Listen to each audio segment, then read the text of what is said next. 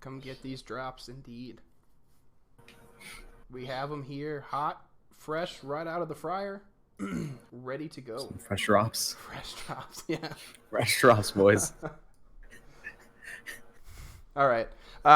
Thank you guys for coming by. This is the first episode of Honor Bound, podcast centered around the competitive community, and basically the goal of this is just to take the changes in the games and the different aspects of it and put it in the light of the competitive community to try and teach people things they might not know or intricacies about the game that people might not necessarily be aware of. So today I am joined by three very cool people, very amazing. Two of them, actually most of them, you might recognize because they all stream or were in Montreal not that long ago. So first off, we have Silber, who is a competitive player. Yeah, and streams very well, I might add. Please check out his channel. Verbalosity, who does not stream nearly enough. We've heard reasons, but I won't repeat them here. I'm lazy.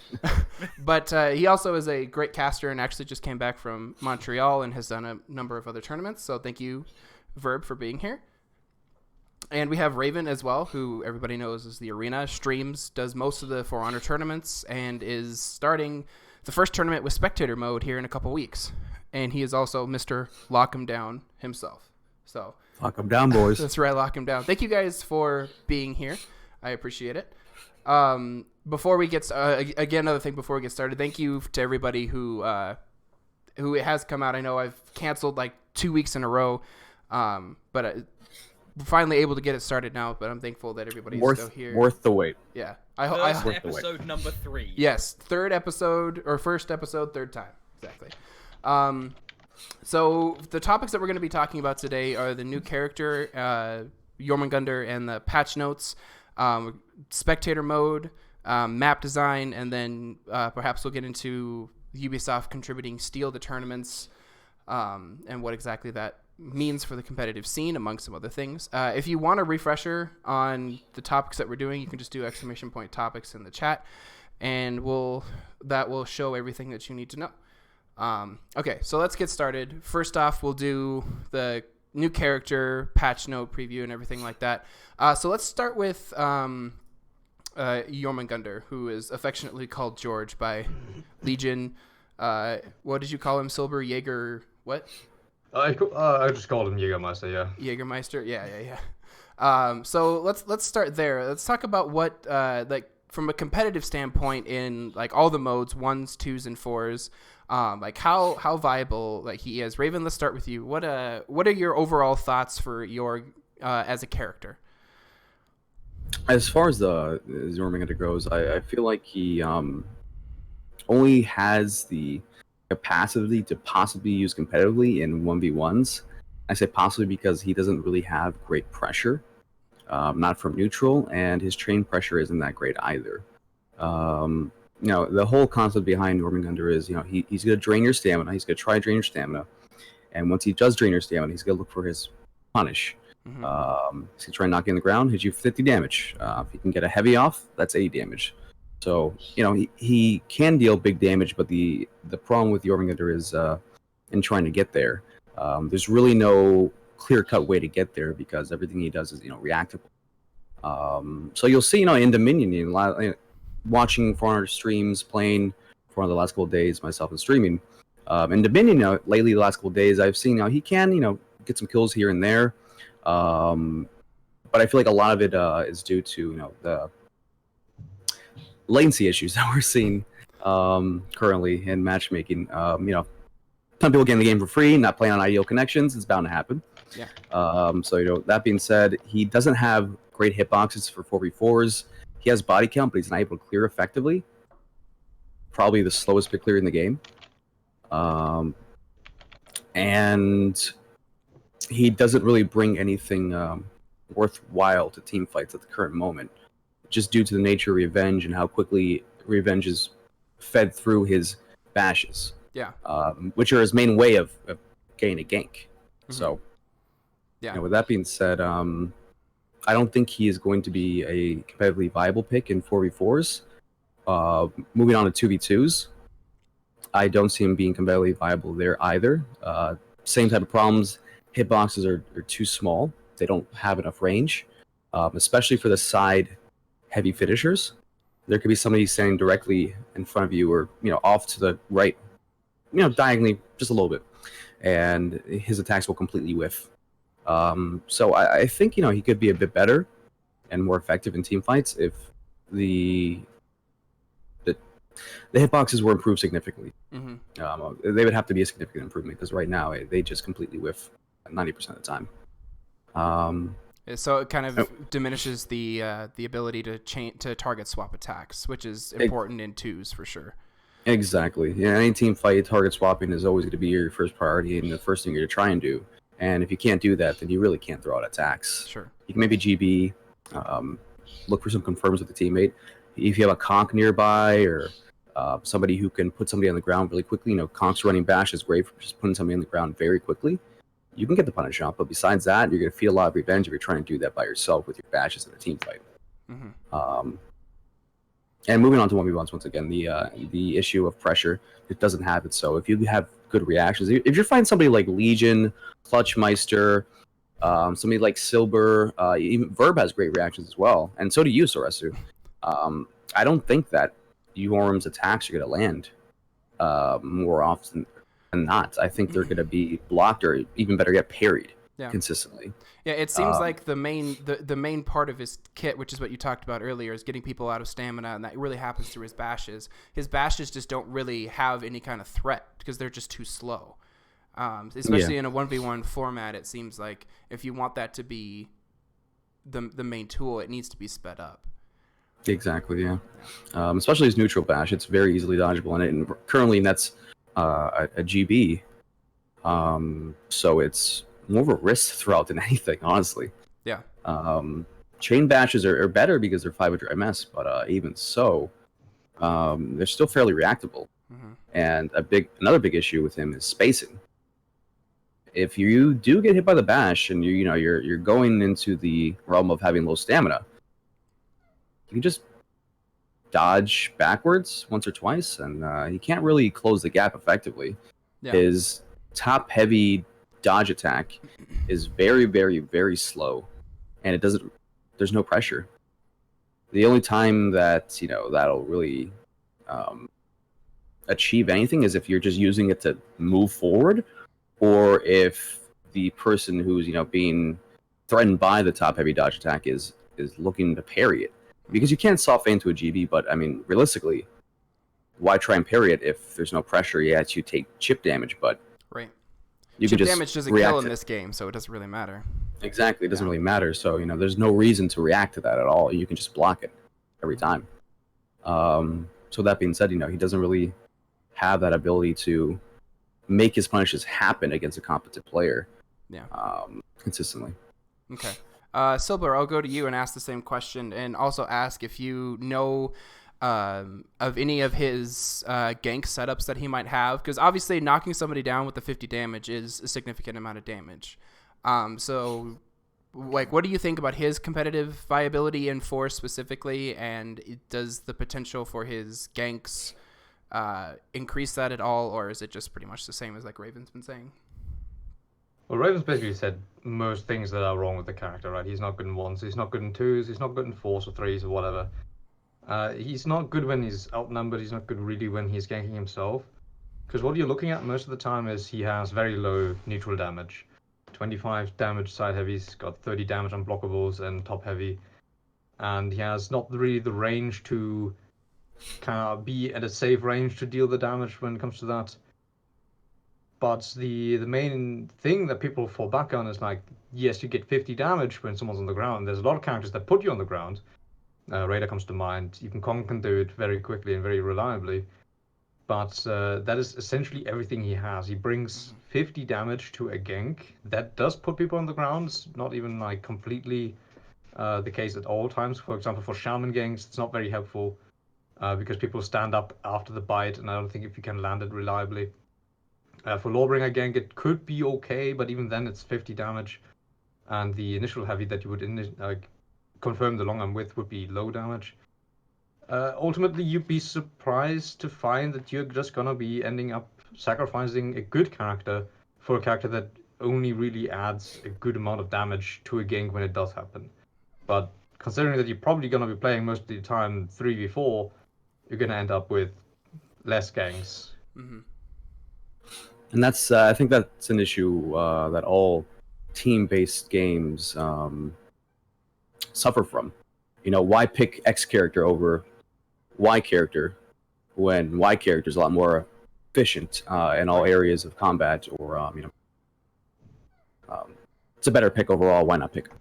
Yeah. I mean, when you're in a competitive setting, you want to pick the characters that are going to be the most efficient at what their role is in order to win. So yeah, I mean that makes sense. Verb, I'd like to get your thoughts. I know you were able to cast at Montreal, and you got to see him in action and everything like that. So I kind of wanted your thoughts on the character as well. Yormi is in a weird place for me. Between being able to see him, play him, talk about him, I've put him mentally in a similar basket, actually, at least right now, to Orochi. Orochi is one of the definitive pub stomp characters. You can sweep people who have no idea what they're doing all day. And then, of course, once you get higher and higher and higher, exponentially and unilaterally, his effectiveness goes lower and lower and lower and lower and lower. Yeah. So, Jormungandr has a similar-ish problem. You can destroy people who either cannot react fast enough or are not paying attention. And I experienced that because I bounced between console and PC, and on console especially, when I'm playing with my mates who are on NA, so I QNA with them on console with input delay. Yorm fucks my shit up. Right. He messes me up really bad. But then I get on PC, I've got my nice setup, I'm queuing EU. I'm not that scared against Yorm. Like, I still struggle to parry 500 millisecond lights consistently, so he ends up messing me up in that regard. Sure. But that will very much be a scenario with that, with one exception. Yorm will probably see a lot more competitive play once the dirt gets discovered. You guys would, especially Silber was talking about this during the pre-show when we were just like chatting, doing audio tests. Not that much professional scrimmages have actually occurred with Jormungandr yet. There hasn't been that much data gathered and analyzed. So with that in mind, once people start digging into the meat, ripping the character apart, seeing what makes it tick, what are the exceptions? What are the things that don't make sense? What are the things you can take advantage of? I mean, people are already doing that right now with, what are the punishes? What revenge locks? What can you do with X, Y, and Z? Like, the whole debate over what's the max punish right now. Is it 85? Is it 95? That whole thing going on the comp Reddit. To quickly interject, one of the things he does bring to the table that other characters currently don't have, nobody else comes to mind because I think Valks was also taken out, I believe. He revenge locks on his bash. Revenge locks. Interesting. Yeah. That is, the revenge locking is a big thing, and I've actually found a couple times just playing with mates, and actually one of them noticed it, and they aren't, competitively and, informed whatsoever. If you're going up against someone in revenge and it's a 2v1, you've got him in a close scenario, just stop punching him in the chest repeatedly over and over. And they can't do that much unless they start... Oh no. Completely spamming revenge is I think what Verbalosity was going to say. He may have lost power. He may have lost power again. First it was me, and then it was him. Feels stam drain, man. Shallon's kick, yeah. Shallon's kick appears to be the case, yes. Yeah. Okay. So we can keep going. Last time he was back in less than 2 minutes. So, but yeah, I did not know that the punch revenge locked. But how long does it actually revenge lock for? Because with for example with Shinobi's slide tackle, that revenge locked you too, if I remember correctly, and that was for a decent amount of time.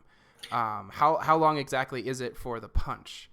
Are you able to actually get anything off of it? I think you can confirm the light because the revenge locks until the entire follow-up finishes. It basically revenge locks until you can move again, right? Yeah. But since the bash doesnthen confirm any move on his own, that's not very long. Yeah. Yeah. Probably I'd say is probably 600 ms. Yeah, then that's kind of what I was thinking. Is how long realistically is it? Yeah, you're probably if you do a pre-heavy, you may be able to get something with it. It's probably most in Hey, like, welcome it's back. useful if you Raven, have you someone cursed very me. low. Go My ahead. Sir. power But, cut out again. Sorry. All Go right, on. calm down, Mr. Verbalosity. We're in the middle of a subject here. Yeah.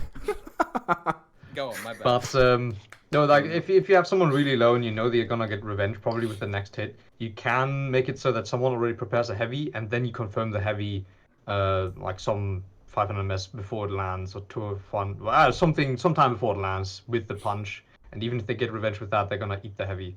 Like that's something you can do, but that is a very situational thing to be good at, in my opinion. Mm-hmm. Okay. Yeah, and it just seems Yeah. like with like the reliance on a bash to confirm damage for your teammates is a decent strategy, but it only works for something like Black Prior, for example, where you're guaranteed a light after, which gives your opponent or your teammate a ton of time to, like, if I'm playing Zerk and a BP bashes, I get a free side heavy. BP is just going to be much better at it than Yorm. One thing I did notice that's similar to BP is that the undodgeable light attack was supposed to act as like this mix-up pressure between, you either don't know if you get hit with an attack, either if you're going to get punched or not. So if you dodge, you eat the side or the light. But with BP, there's something similar. You get hit with a light attack, you can either go into a heavy, which is undodgeable if you think you're going to get bashed, and it's a decent mix-up.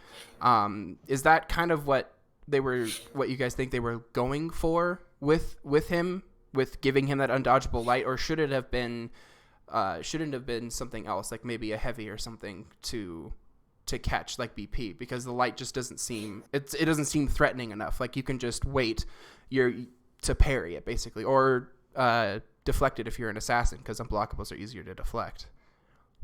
I mean, I think personally, I think it's a great idea. I think it's great. It's pretty unique too. It does decent damage. I believe it's 16 damage, if I remember correctly. 16 or 18. It's something so like it's that. I think it's yeah, 16, something like that. Yeah, I think it's 16. So it's not bad damage, you know. It's gonna stack if you get hit by those, more than once. It's gonna be quite a bit of damage you're taking in. The only problem is, since the bash doesn't confirm anything, the pressure isn't that bad. You only really have to worry about it when you're under half stamina. Yeah. So it's not really a pressure tool I think unless it's you're just under half generally a stamina. little weak. Because he's supposed to have like someone who's just, the only thing the light really helps you with is people that just dodge, right? They don't look at what you do, they just dodge. The people that are dodging on orange are supposed to be caught by the unblockable, but that one doesn't really track that well either. And more often than not, you will see something that happens with Tiandi a lot, with his undodgeable lights, where he throws it out and you do dodge, but you don't get hit because you were never in range in the first place. So it doesn't actually give you additional tracking to people that dodge. And I've seen it whiff a lot of times, even though I've clearly thrown it out as someone dodged away from me. So it's just a general problem again with his range. He just can't keep people in combat.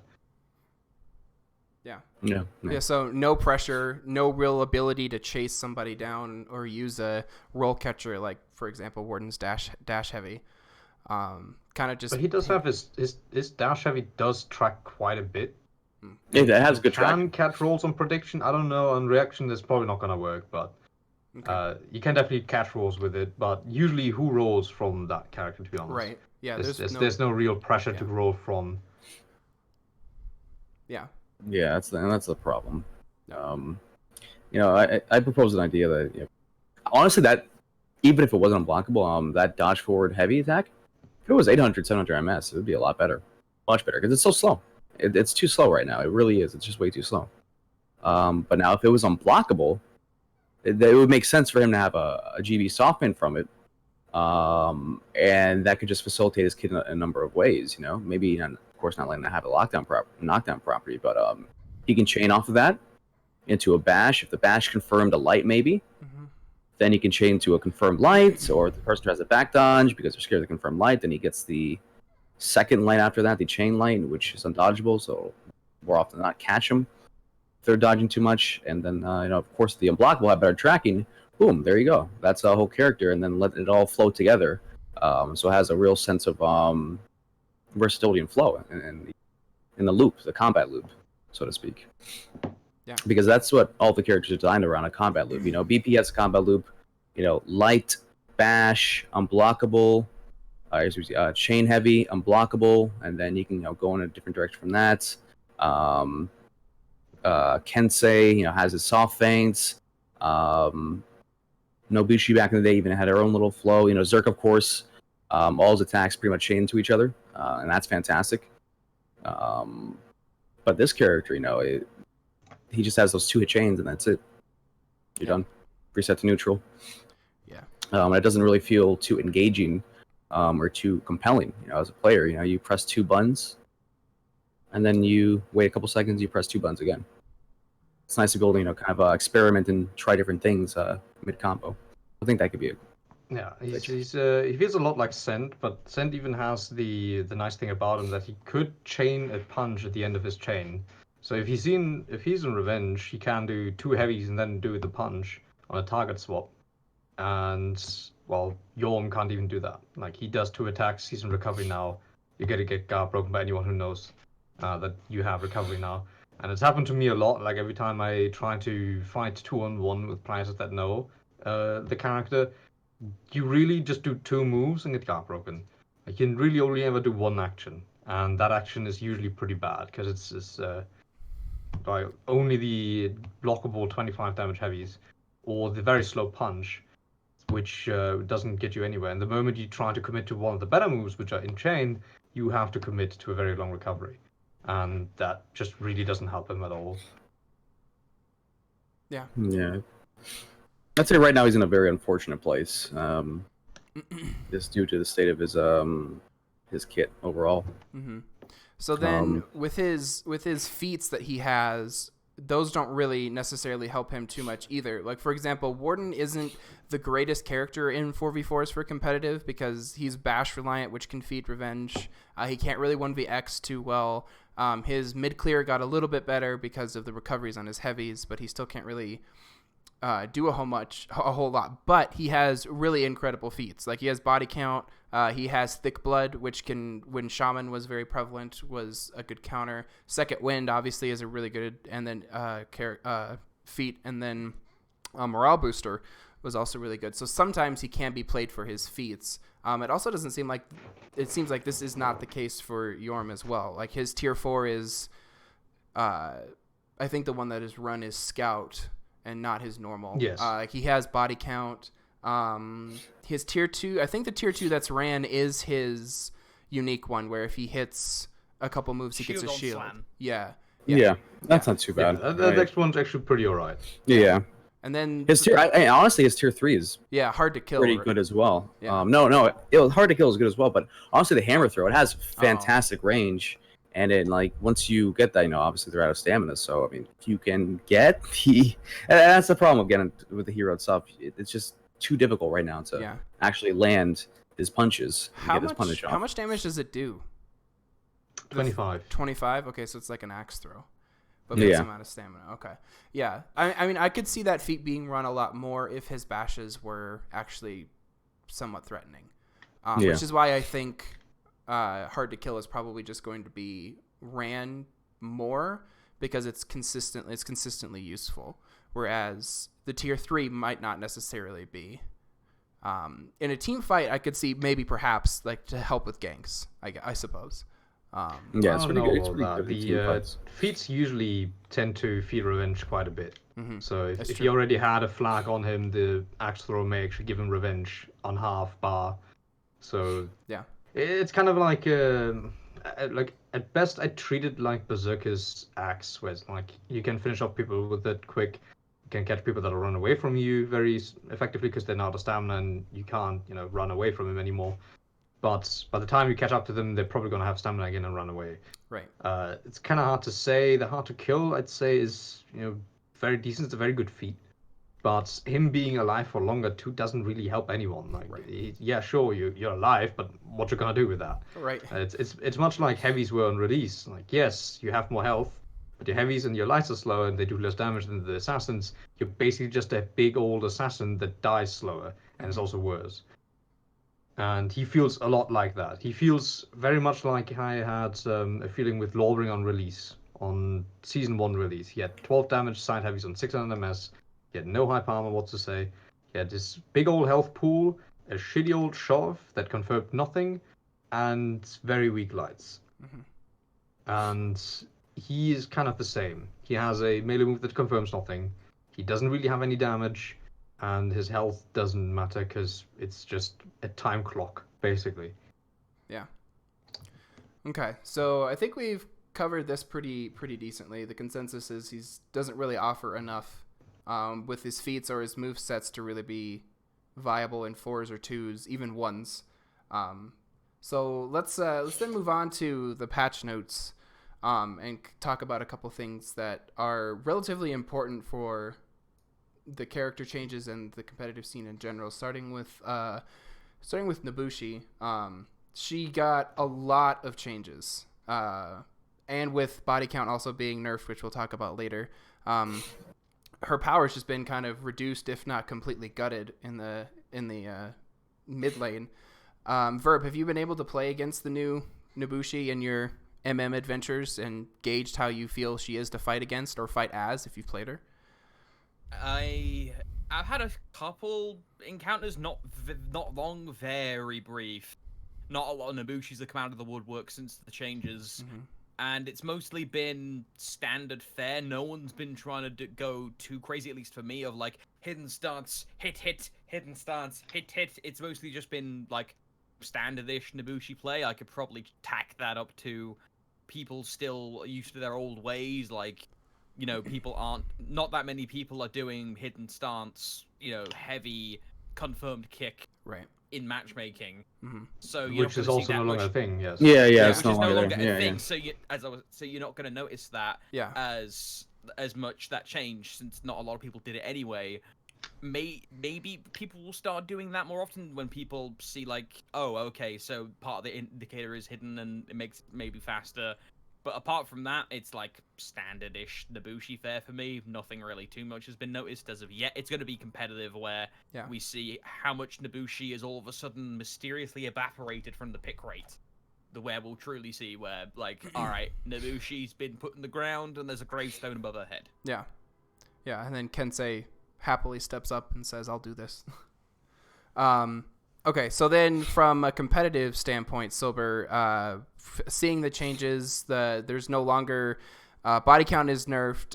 Her defense is nowhere near as strong as she is, and now she doesn't really have much offense. The meme going around is Nobushi's dead. Is this something that's we can look at the numbers and confirm, or do we still need more like testing and scrims and tournaments to actually see?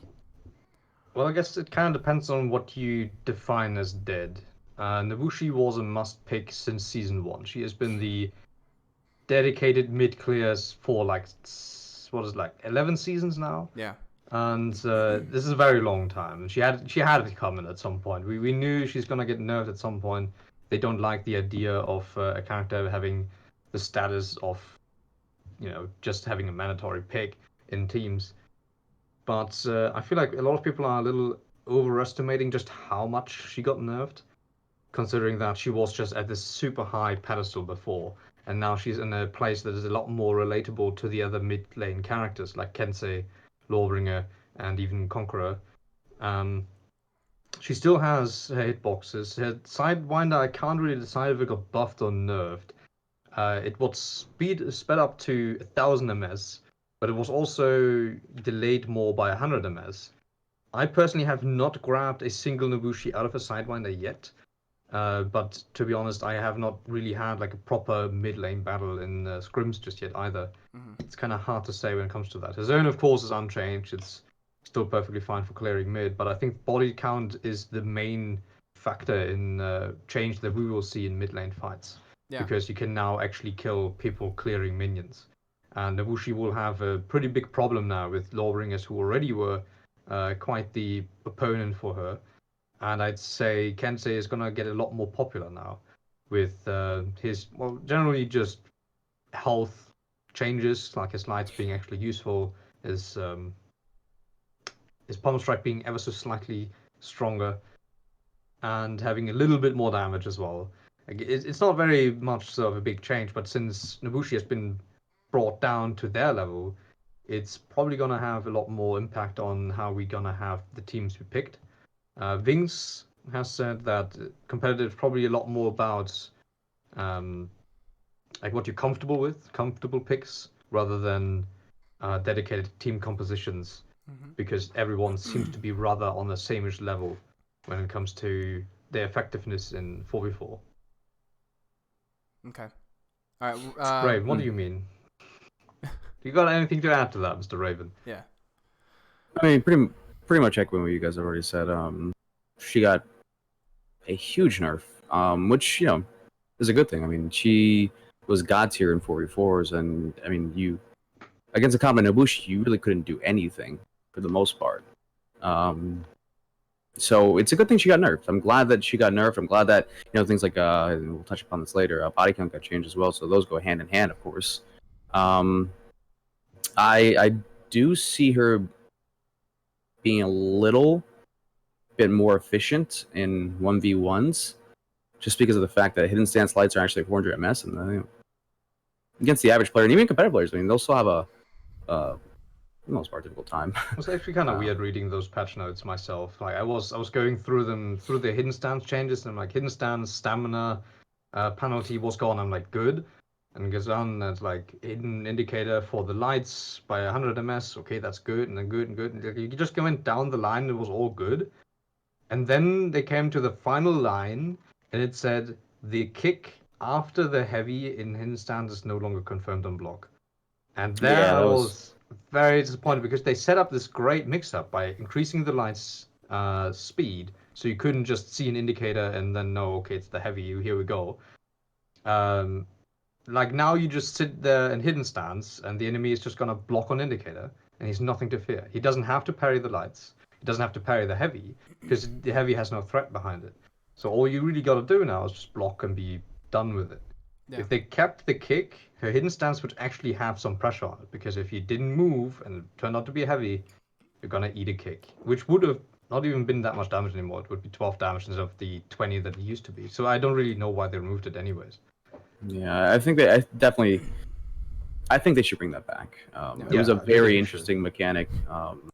It's also the main reason why she's so much worse now. Like a lot of people say she's like crazy bad compared to before, but really the main things that have changed is her guard break damage got nerfed down a little because it was actually dumb, and she has less bleed damage on a singular bleed tick, which is that's over 30% I think. It's like from 20 down to 12, but she can now stack it I think infinitely or just very high. Mm-hmm. So you have seen people like Clutch, who has picked Nabushi and someone's in revenge, and he just poke, Yeah, and every I saw single that. recovery that he sees.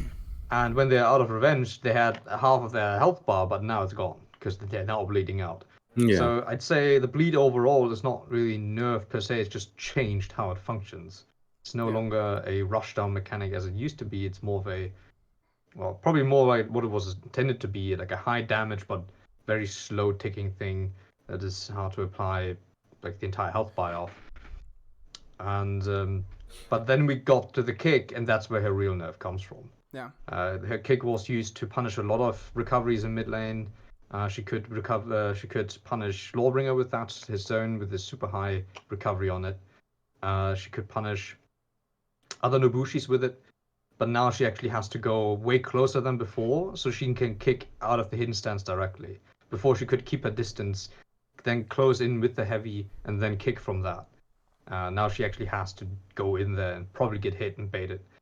That's what I think is going to be the hardest things for Nobushi players, who already are kind of rare. Despite being a mandatory pick, she was not actually that common in competitive anyways, because she's a hard hero. Yeah. And she's going to be a lot harder to be used effectively now. So I'm expecting to see very few Nobushis left in competitive. Yeah. Verb, it looks like you were wanting to say something earlier. Yeah, it's on the whole tact of why they did it. I disagree with the nerf of them doing it, but I was able to chat with the devs, and one of the things that they despise is mechanics in the game that are not explicitly written, and the guaranteed kick off a blocked hidden stance heavy was one of them. I wish they would at the very least bring it back and mention it. Yeah. Because, of course, Nobushi needed that threat, like you said, of the hidden stance. But that's one thing the devs mentioned, is that they do not like at all mechanics that are not explicitly stated. Actually, you know what? I mean, I'm sure someone else has had this idea at some point, but they can just give it a different indicator. Make it like a green indicator or something like that, you know? Give it its own special, make it its own classified property. Whereas, you know, you see this indicator, you know that whatever attack comes after it is confirmed on block. If you block it, you're vulnerable to whatever follow-up comes afterwards. I feel like that could be remedied that, because that was actually very interesting. That's one of the things I love about fighting Nobushi's. You know, you had to watch out for the hidden stance heavy. It was actually useful. It's one of the few useful things, in her offense. Going back to her lights from hidden stance, actually, Jiggle the Whistle put up a comment. Now the lights are actually 500 ms, but 100 milliseconds of indicator. Yeah. Yeah. So you can watch the animation and it's still about the same amount of time. Yeah. Yeah.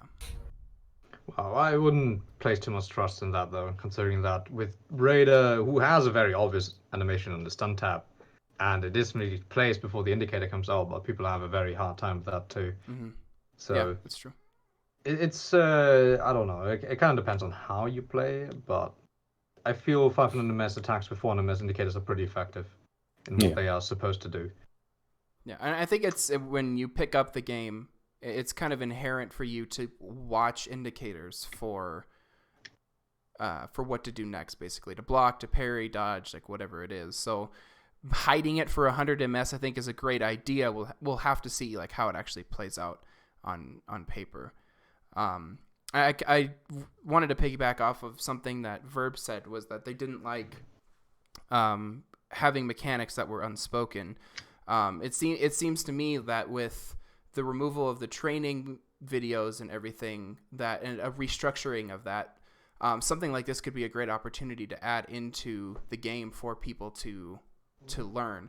It's interesting that they want to have all the information out there for the people to play and to learn, but then they don't necessarily themselves put that information like in the game with the videos or anything like that. It kind of seems like it falls on the content creators to come up with the stuff. So it just seems like contradictory to me. If you want the information out there, but then you don't necessarily put the information out there for the characters, for newer players in general, because the moveset's not enough. The moveset only tells you like maybe half of what the character can actually do, because they don't tell you about ganks. They don't tell you about any of the nuances of the characters. People have to figure that out themselves. So it just seems like a better idea to me to make that transparent instead of taking it away. Like, like what Verb said, wouldn't it just be easier to just add it instead of taking it away? Because we don't like what this does, well then put a label on it. You know, that makes sense. That way Nobushi doesn't have to suffer, because this was her only quote-unquote form of offense, and now she doesn't really have anything. It goes back to being a turtle character. There's no openers. So, like, how is she much better than Orochi, for example, besides the being able to target swap stuff? So yeah, I agree with that sentiment that there's a huge need for more trained resources in the games at the current moment. You know, I feel like you mentioned, ganking not really being explained in the game is one of the things that should take priority over everything else, because ganking is such an integral part of the experience of For Honor. Yeah. I don't know why it's not in the game as of yet, and I hope it comes in the game at some point. Yeah. Yeah, but that branches out into a completely different topic that we could definitely talk about for a while. Okay, so let's move on from Nobushi. Let's see, other characters that got changes. Kensei got sped up lights.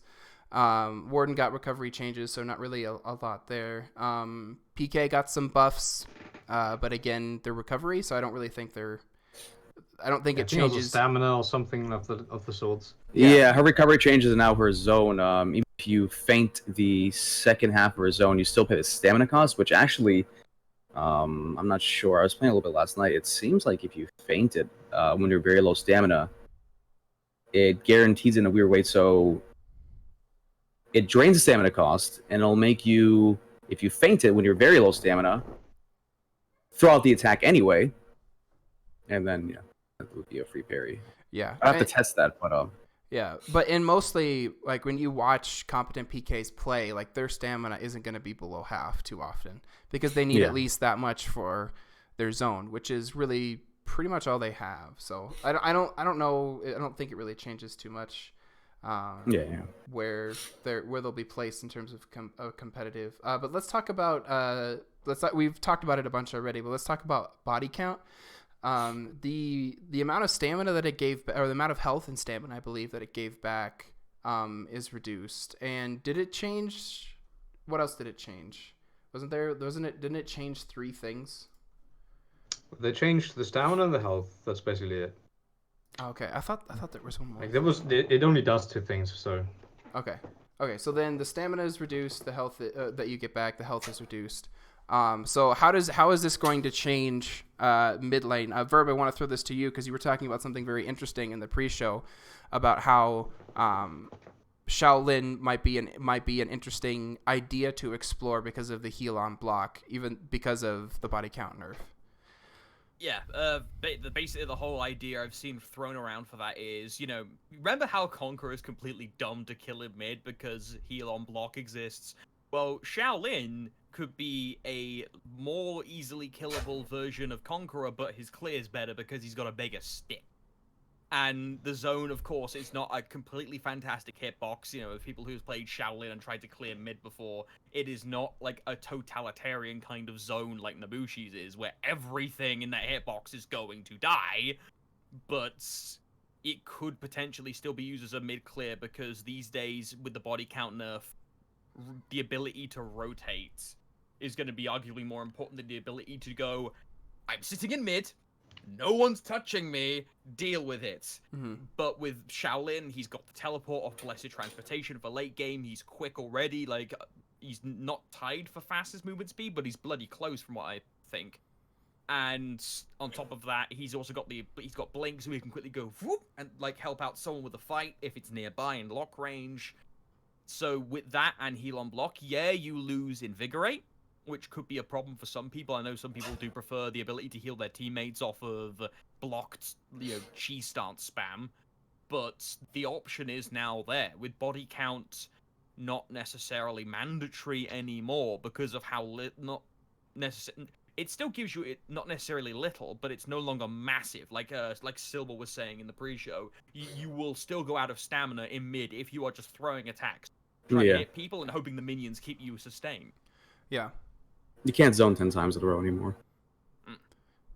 Yeah, so then what that suggests, which again, since we haven't really had scrims to kind of test this, but the role of mid might and the characters might actually change. We might be seeing more raiders and instead, because raiders usually don't stay mid, they usually rotate and roam.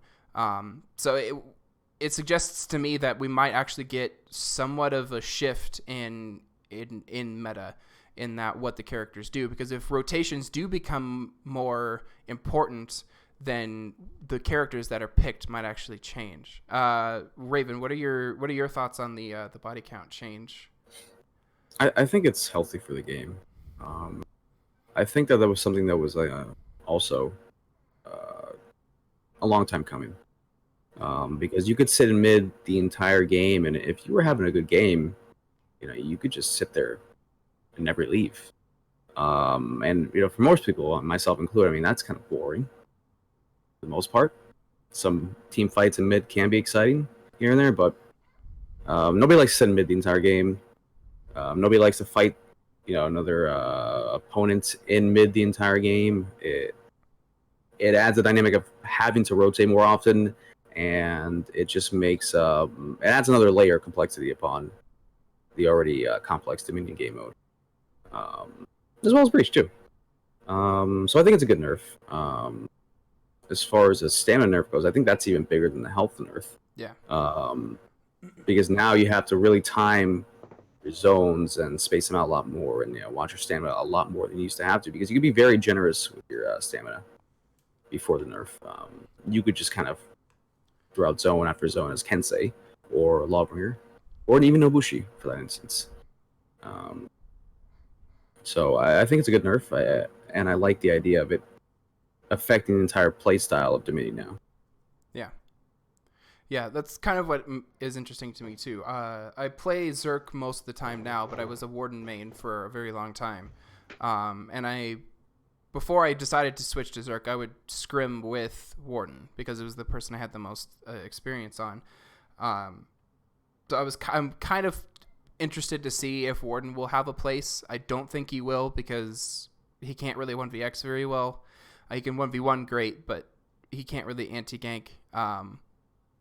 But with these changes, I'm very interested to see if we get more rotation heavy compositions. What else opens up for pick possibilities? What do you think about other pick possibilities, Silver? Instead of always having to have like a Nobushi or maybe a Kensei, is there actually room for other type of picks, or is this still going to be mid-clear, still going to be the bedrock of the team composition?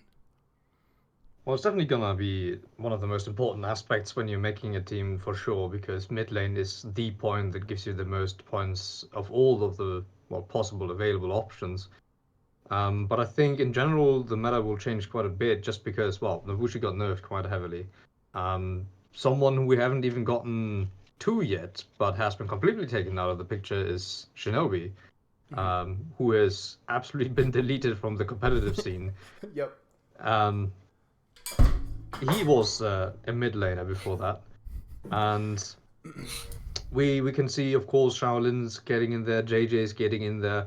Considering that mid lane characters don't heal quite as much as before, it's possibly now possible for people that don't have body count in the first place to actually go in there and sustain a fight against someone that does. Yeah. They will still be in a disadvantage, of course. A JJ fighting against a Nobu in mid lane will still have overall less health. But considering the kind of character he is, he still has quite a bit of health to deal with and more damage to deal with also.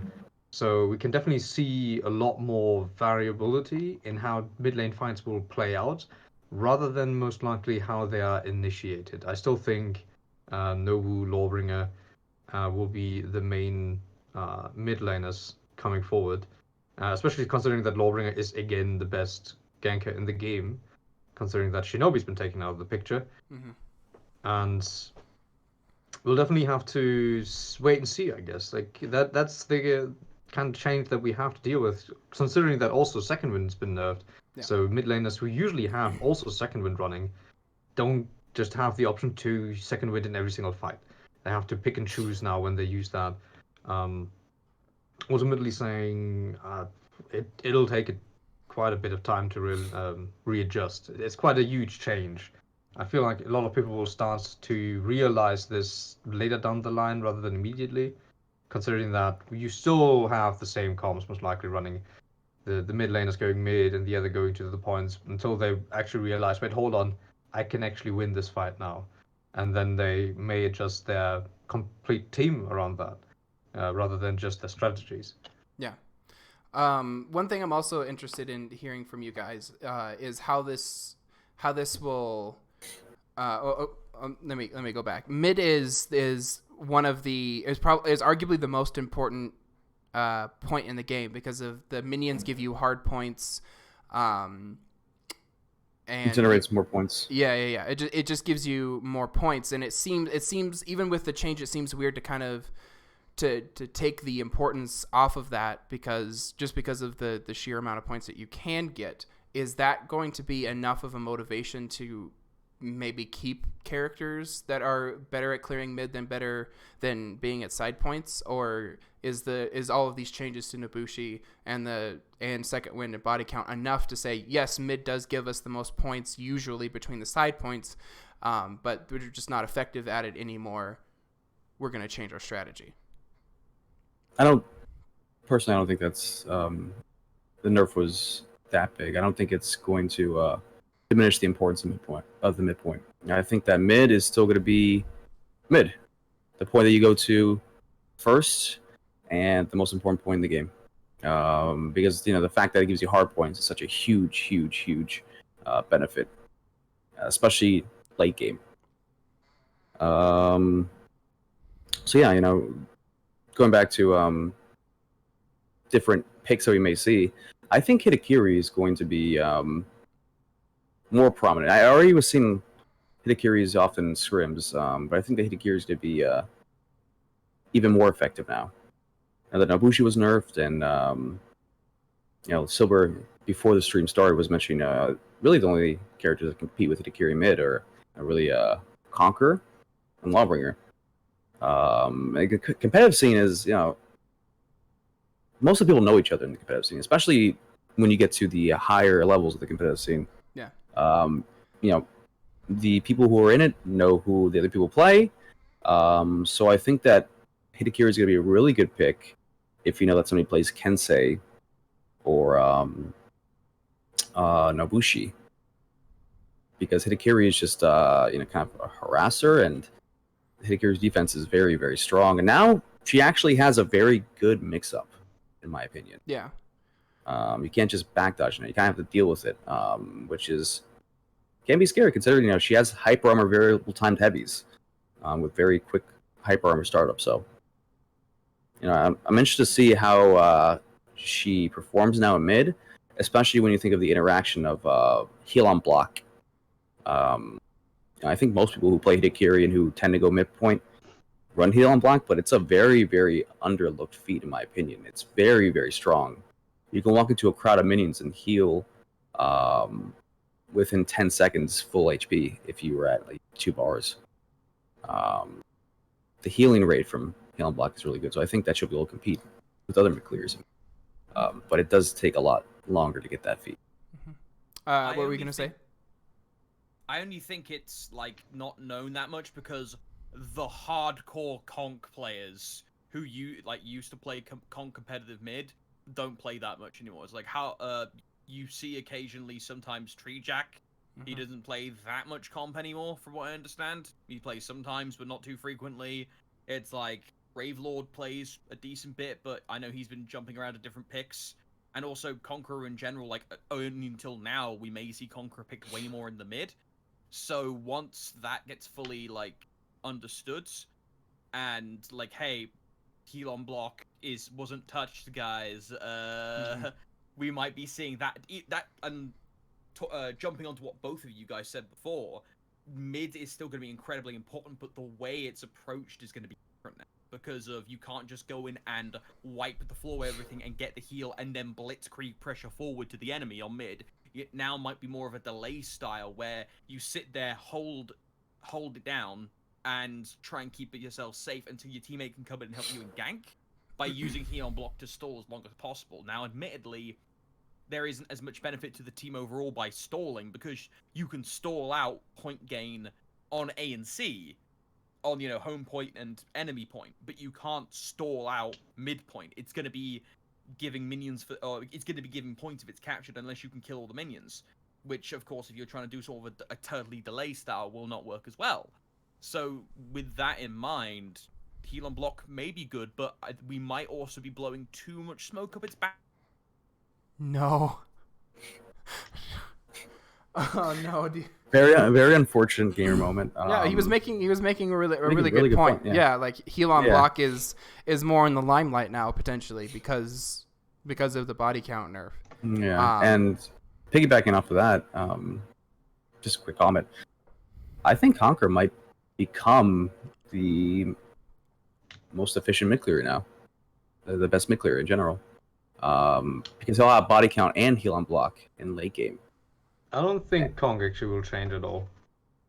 Okay. Yeah. Tell us why. The thing is, Kong has already been basically unkillable in mid lane, and the way to deal with the Kong in mid lane is you clear as well, leave the Kong alone, and come back later to clear again to keep the point always neutral. Because he probably still is unchangeably just unkillable. So you just clear it as well, let him do his thing, then gank him if you want later on. If he has his minions and you get theirs, because he can't stop you either, and he won't be able to stop you in the future as well, because Kong is not exactly a hero that stops other mid laners from clearing. He's just a mid laner that can't be stopped clearing himself. And that will basically still be the same thing. If it's more valuable now, that could be definitely a thing. considering that Nobushi is no longer as efficient as she used to be, and other mid laners have been slowed down as well. So they're maybe more on Kong's speed at which they clear, in which case he'd be a lot more competitive in the speed of things. But I think when it comes to his survivability and his actual threat level in mid lane, I think he's basically unchanged. He was already very threatening in the sense that he's a rock. He's moving through mid lane, and you're gonna need a big hammer to remove him. He's much like Lawbringer used to be before Season 8, when they still had feared looks, the good bombs, and you basically could not stop a Lawbringer the moment he got feared looks. He could clear without you even being part of the entire interaction. And the moment he got his third bomb, he was also a fucking massive damage machine that would win fights, well, team fights, pretty much single-handedly. He's a lot like that, but without the threat level and damage. He's just a very annoying thing. He's definitely a stall machine. Yeah. And depending on how important stalling could be in mid lane, which we have yet to see, he may become more popular. But I don't think he becomes definitely more stronger. It's more along the lines that everyone else got a little weaker, rather than him getting stronger. Yeah. So going back to diminish if mid is diminished, I would like your thoughts on that too, Silver. Like, is the midpoint going to still be as strong of a contested point, or are we going to see that shift? It's definitely gonna stay the way it is. The only thing that I can see is it's gonna see even more action than before, because of the body count change. Before it was a responsibility of basically a single player that gets up like from time to time help from his teammates, but now it could actually become a thing where it's a gathering point for the majority of the team, where you have multiple clear like JJ for example, who can clear, but he just couldn't survive before, can now get in there and clear on his own and then be of bigger help than before. I'd see mid lane will see a lot more action than it ever has. Okay. And since it's such an important point-wise, it's definitely going to be a priority number one. Yeah, and that's kind of how I see it too. Is I think even with the nerfs and everything, the amount of points and control that mid control gives just for the rest of the map, I think isn't really going to change that much. But I think what Verb said is just how its approach is what's going to be the biggest change. And that's kind of exciting for me because the meta's kind of been pretty much the same for a while. So I'm definitely welcoming this potential shift, not just for the character nerfs, but for feat nerfs as well. Okay.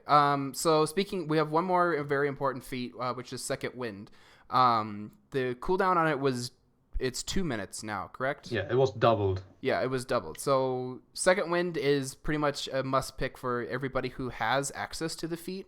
It heals you for a certain amount, or for a good amount of health. It removes bleed. I think it also removes like from nail bomb traps and everything like that. It cleanses. It saves you from bleed. It saves you from fire. It saves you from a lot of things. Usually when you have revenge, it's a free 50 health heal.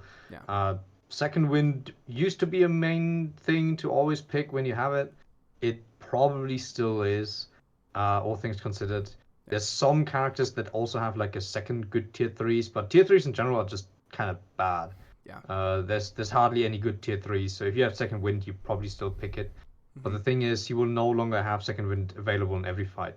Right. As you had before.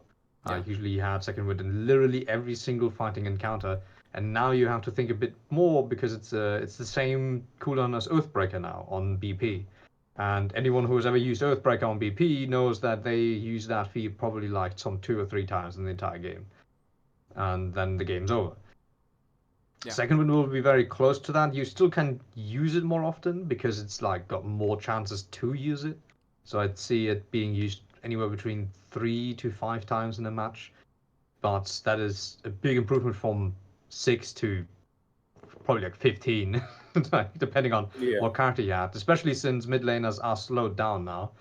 You won't see a Nobushi get her tier 4 as quickly now, because she can't clear the minions at the same rate that she used to be. Yeah. So Second Wind overall, I think, got the nerf it's almost needed. It may still be too strong, but I don't think it'll leave anytime soon.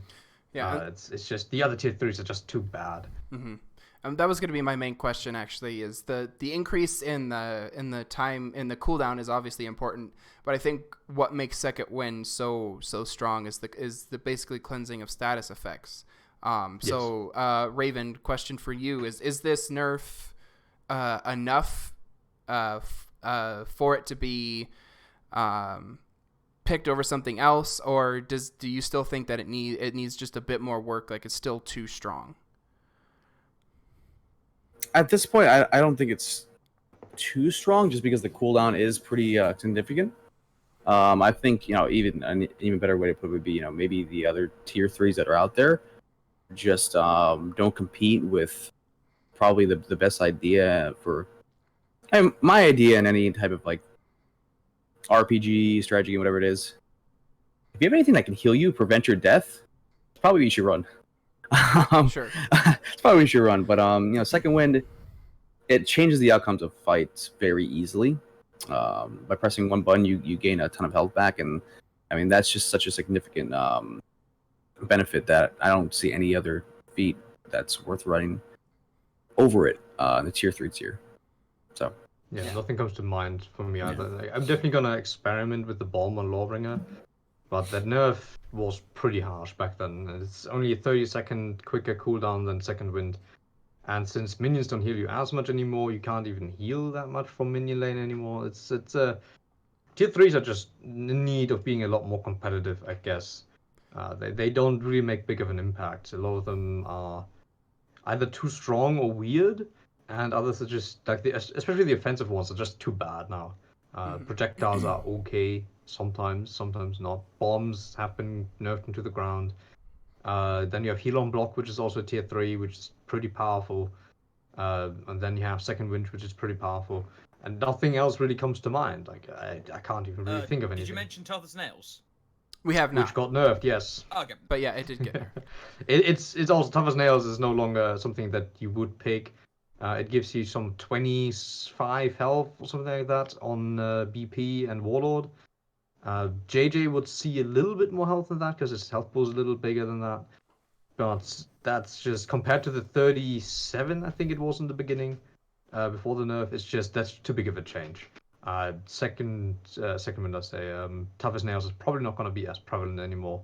I'd see BP using Oathbreaker actually now, because that thing can make a gank pretty quick, considering how rare a random revenge can be.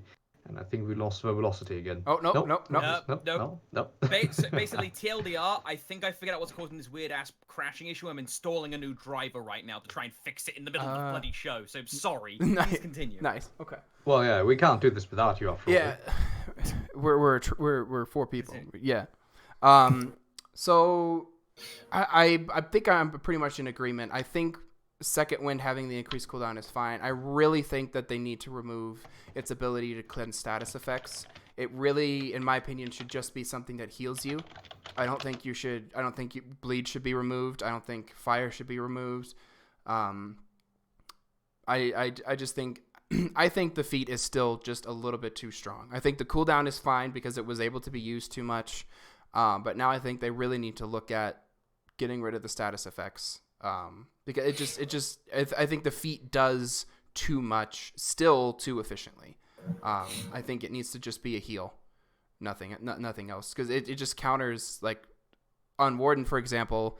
I mean, you have thick blood anyway, so you're not getting bled very often. But on somebody like JJ or anybody else, if they get bled or get hit into an environmental or something, there's just a do-over button basically with that, and I think that's just a bit too strong. Yeah, I could see a really strong argument being made for that. Yeah. And I actually think that, I mean, oh no, we lost him. No, he's restarting. Yeah, okay. Okay, so we're looking weird now. Okay, hang on. This is what I'll do. I'll just do this until he gets back. Don't worry, guys. We have a contingency. Contingency plan. Yeah. Yeah, I think that's pretty much all that needs to be said about Second Wind. It's fine where it is. I think nerfing it to remove the status effects wouldn't even need to have given something back in return, like I think it's just fine. The amount that it heals, and taking away the status effect. So let's move on to the roll and GB changes. Basically, it's a lot harder now to roll away from mix-ups unless you're Shigoki. Unfortunately, you can still roll away from his mix-up unless you're hit with a heavy, I think is what Freeze's video said. But Huzzah! Are we back? Okay. But like what makes Hitakiri much better of a character right now is because the dodge roll changes and the GB changes actually have a significant effect. It's actually somewhat of a mix-up now. Granted, the patch hasn't been live for too long, but I haven't seen anybody really be able to reliably get away from it, like by unlocking and rolling. Like I saw Clutch play Hitakiri for a long time, and it was read based instead of reaction based. Yeah, that's really nice. Yeah, it is really nice. I mean, it's actual offense in the game. Like the biggest problem with this game is there's not really offense on very many characters. Verb, are you good? Can you hear me? I can hear you loud and clear now. I had to restart my PC one more time. Okay. So hopefully the fuckery's gone now. Hopefully, please. Okay. But yeah, I am present now. Okay, sounds good. I will. If you're gonna restart, then I'll just go to. No, Raven. I've already restarted. You're good. Okay. That was the restart. Okay. I'm good now. Okay, perfect. The mix-up is complete. All right. So Verb, then I wanted to get your reaction to, since you've played, if you've played against Hitokiri or like Highlander or anything like that, being able to roll away, and the guard break nerfs being going into effect, like how it's affected your gameplay and fighting against other people. Is it more difficult now, like the goal of the changes were? Hitakiri. Hitakiri in general has always been a tricky bugger for me to fight as is because I'm impatient. And that means I end up trying to parry Hitakiri lights, and that's like rule number 1. You don't parry Hitakiri lights unless you can read them like a book. Right. So I end up with that happening. And these changes, of course, are more conducive towards the bash sweep end of things. And I've seen occasional bash and sweeps, but from the ones that have hit me, they have hit me up hard. I did try to roll away from one in a panic. It's like, I don't know what's coming, roll a sweep bundle, and it doesn't work now because of the roll changes. Mm-hmm. So Hitakiri is going to be very scary. And especially for people like Adamak who specialize in Hitakiri, or at least have a ton of reps on them. Adamak? How do you pronounce that name? I don't know how to. Adamiak. Adamiak. There is an I. Adam, right? Yeah. Well, Adamiak. Adamiak. He specializes in Hitakiri, tons of reps. I'm looking forward to see what he does with it. Overall. Oh god, I'm gonna get roasted for that, aren't I? Get the clips ready. Somebody clip it. Get it ready. Clips. I'm definitely gonna be playing Hitakiri a lot more now. I think if I play today, I'll be playing Hitakiri for the most part. Because whenever I went against the Hitakiri in MM, at least a decent one with their assault, it was very read based, very read based. Mm-hmm. Because the kick is the first thing to come out, and that's a guarantee of 30 damage. But then again, if they fade that, you are going to. It's a rather nice mix-up. Unless you're Lawringer, where he can just ignore that. Same with Shaolin, they can literally just ignore that. For as top light interrupts on orange, so. Okay.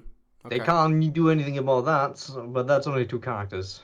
But then again, if Hitakiri becomes more prevalent in mid lane, and he will have to face more Lawringers, that's going to be an issue for him, for sure. Yeah. Either way, I feel like we've been stuck on this quite a bit. We have other topics. Yeah, we've talked about this definitely a bit longer. It's been an hour. Yeah. Okay, so let's move on to spectator mode. We at E3, this was not the big announcement, but was probably arguably the biggest announcement that they made was the introduction of spectator mode. So Raven as a tournament organizer, Verb as a caster, Silber and I as competitive players. This is somewhat exciting because this is something we've been wanting to have that we've been wanting to have for a while. But my question is something like this too late for the game? The game's been out for like 3 years or something like that. The competitive scene really is very small. It's not really growing that much. The hope is spectator mode will grow the scene, but I'm not really sure that it will. I mean, we'll have to see. So I'm just wondering, is this too late? Silver, we'll start with you. I'd say it's never too late. First of all, it's very nice to have it. It definitely has its own flaws. I don't know if you've mentioned it. It was kind of spacing off for a second, but it being on dedicated servers only is going to have a pretty big impact on it. The spectator mode itself, though, is for sure something that the competitive needs, just because it makes the viewing experience for people that are not playing a lot easier. So you can actually have dedicated casters sit down and talk about the tournament, and they can have smooth transitions between the games because you can just enter and leave it. And then ideally, if the spectator mode itself lets you do more than just spectate, just have the 3 cameras have, like if you can actually draw on it, a feature that I have definitely wanted, a feature that lets you look down top and draw lines on it, so you can actually have some tactical commentary going on. It would definitely make it a lot more. Yes, something that would actually make it a lot more interesting for people that especially are not very familiar with competitive play. When you can look at the spectator mode and then show them beforehand how the battle probably will play out, the important points, the clash points, and then if you have like certain moments, you can zoom out again and say, this is what changed, this is where this goes. It makes everything a lot more exciting than just watching someone do it and you don't know what's going on. I don't know if it will necessarily make the competitive scene bigger, but I think it will make it a lot more socially accepted when people are more in line of what is actually going on here and how are these players actually playing the game rather than just hearing it from hearsay. Watching Clutch of all people, who is he's feeding on that. People that don't really know what's going on, and I think it's a good thing. But again, the dedicated server thing, which is I think a talking point in and of itself. But yeah, that's my general opinion of it. Okay. Yeah, we'll definitely talk about the dedicated server part. Verb, I would like your thoughts as a caster. This has got to be something that's exciting for you because you can actually have a broader view of what's going on. What are your thoughts moving forward with this? Henceforth, we will no longer have a pile of dead shinobis on Temple Garden. It's true. We will actually be able to save the shinobi, and dear lord, they need that right now. And Spectator is going to allow me personally to get into something which I've been very excited about when it comes to like casting 4v4 properly, because yes, I know technically you could spectate a stream and cast off that, but god damn it, I have standards. I'm not going to restream a stream. Sure. That looks like it's 480p and have better standards than that. I say that as my stuff has been crashing 4 times in the middle of this broadcast. But the essence of being able to cast the 4v4, and especially once we get into Breach, once the rule set for that gets unfuckled, that's going to be a really good time, because my background before For Honor was Smite, a MOBA. So, and Breach has mini MOBA mechanics in it. It's got neutral jungle boss, it's got lanes, it's got map control, it's got zone control, that kind of thing. So being able to have both of that is going to be a godsend for me, because I'm going to start popping off in that. And it's also going to be a hell of a fun time to watch. And then you could start incorporating different things in just basic Dominion broadcast, like being able to show, hey, like off the top of our heads, we can see X is hanging over at this part of the map. You can see that because this team is scared they're going to have one of the enemy team's best hitmen come along and take them out and then stall out the point for so long, which means they can't generate. There's so many little details that you can catch in a spectator mode that you can't normally just by watching a single person's perspective, because then you can start seeing, okay, where's this person going at all times? You can track them. You can see feet gain. You can get basic scores. Hopefully we get way more statistics, because I want to be able to point out on like a bar chart or a active time style graph, okay, this person got their feet here at this timestamp. This person is like vacant on this graph because they have been extremely underfed. They're meant to be the mid. Why are they sleeping on the job? There's another thing to talk about. This, and it snowballs the quality of the broadcast too. Yeah. And not even talking about, esports, casting stuff.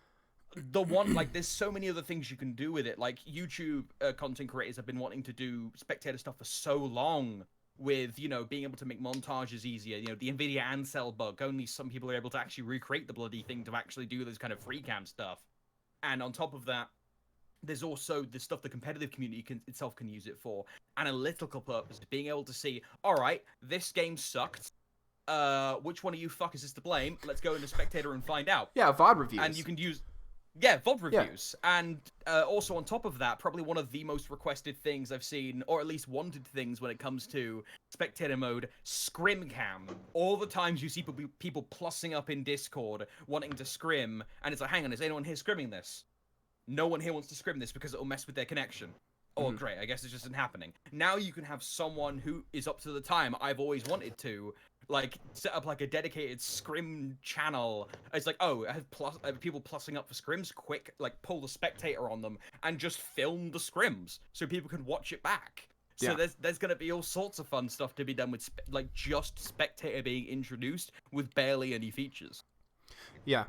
Yeah, it kind of will eliminate the need for one person on either team or just one person to stream the scrims, which I know with some people would be helpful, because if their computer doesn't necessarily keep up, and it frees up more resources for the game to run properly. Yeah, and I also agree. I hope that they do add more stuff. Like in the Spectator, I'm pretty sure we couldn't see the guards, the guard overlay at all. We just saw the two characters. So I hope that's something that they add in, being able to see. They are actively working to try and get that in as quick as they can. Currently it is not in, so that sucks, but hopefully it'll be in as quick as possible. Okay, cool. Yeah. So Raven, as a tournament organizer, and you are going to be, if I remember correctly, you're going to be the first tournament to have Spectator mode active on. Tell me a little bit about what that does for you as a tournament organizer. Well, the biggest benefit about Spectator mode, besides the very banal, is that now you can actually watch more than one character in a 4v4 tournament and not have a restream broadcast that honestly just looks very unprofessional and just very poorly. It's very poor. Usually you get like Verbs at a 480p stream, somebody else's stream, so it looks like you're just ripping off their content to begin with. So that's just not a good look. And you could only have their own perspective. Right. So it was very one-dimensional. And now you can really you can actually stream 4v4 tournaments. So that's going to be very, very, very, very interesting for me. I think this is going to usher in a new era of the competitive scene. You were asking earlier if this is too little, too late. I think that this is actually, some might not agree, but I think this is the perfect time. I believe the Spectator mode was released a year ago when the game wasn't as balanced as it is now. I think there would have been a different tune being sung regarding the competitive scene in the future of it. Simply because the game was in a completely different state a year ago. Now I think the game is poised to be, fairly balanced competitively. I mean, with all the changes. Death cubing. Yeah. That will be fun. There are many issues. People commentating on Shugoki mirrors in season 1. That was apparently possible. Very cool. Mr. Yeah. Possible's the only word for it, and that's not good enough, Chief. Yeah. I mean, ever since the Hero series, there's been this negative connotation when people think of For Honor competitive. Yeah. So I think that if they see For Honor being played competitively, and they see that, hey, this actually seems pretty balanced and pretty intriguing, it seems pretty fun, they may want to, maybe try their hand at it. And I think it's a great time. I think it's the best time for another game's just in the best state it's ever been in my opinion. I'm sure you guys probably agree. Besides that, something that I think has been a long time coming, and I haven't personally done up until 17th and 18th, just because the scene hasn't really been able to, I think, handle it till now, is region locking. I mean, I can't even count on both my hands the number of times there's been disconnects in just grand finals alone. So many disputes, so many issues because of people playing from different continents, and honestly, it's not an ideal experience not very competitive either, simply because the connection issues are just so rampant. It's just too common, you know. And with For Honor being such a reactionary-based game, it kind of destroys the it destroys the fairness. Integrity. It destroys the competitive integrity. It does. That's the word I was looking for, actually. And so I think that moving forward, region lock tournaments will probably, at least for me, become a standard. And I think that's going to be very good for the competitive scene, because you're not going to have new competitive players trying to try their hand at a Dominion tournament and then fighting somebody in Europe, let's say an Italian team in Europe who has pings about 100, or a European team, or even a European team fighting an American team. They don't mesh. They just don't mesh well at all, and there's just so many issues with lane scene For Honor, because it's again a reactionary based game. So I think that the state of the competitive scene is going to be much better with Spectator mode, and with Spectator mode kind of ushering in that region lock necessity now. So then you're completely fine then with the Spectator mode being on dedicated servers. Yeah, okay. Because as long as it's the same region, I mean, especially for like NA, connection should be okay. There shouldn't really be too many connection issues. And Europe, it's a different story, but I think for the most part there really shouldn't be too many connection issues in Europe either. Of course, I'm sure there will be some, but they'll be much fewer and further in between. Okay. Than they were. It's not like every game you get like 3 DCs. I mean, there have been times trying to host grand finals just been a nightmare, Yeah. Verb, you raised your hand like you had something to say. The only concern I've seen to do with region locking is the whole idea of For Honor, if you region lock it, all of a sudden there's not a lot of fish in the pool when it comes to each region. Like, For Honor comp scene, like at least for high-end PC, has mainly been both scenes kind of doing this weird, mushy, like, together of different regions.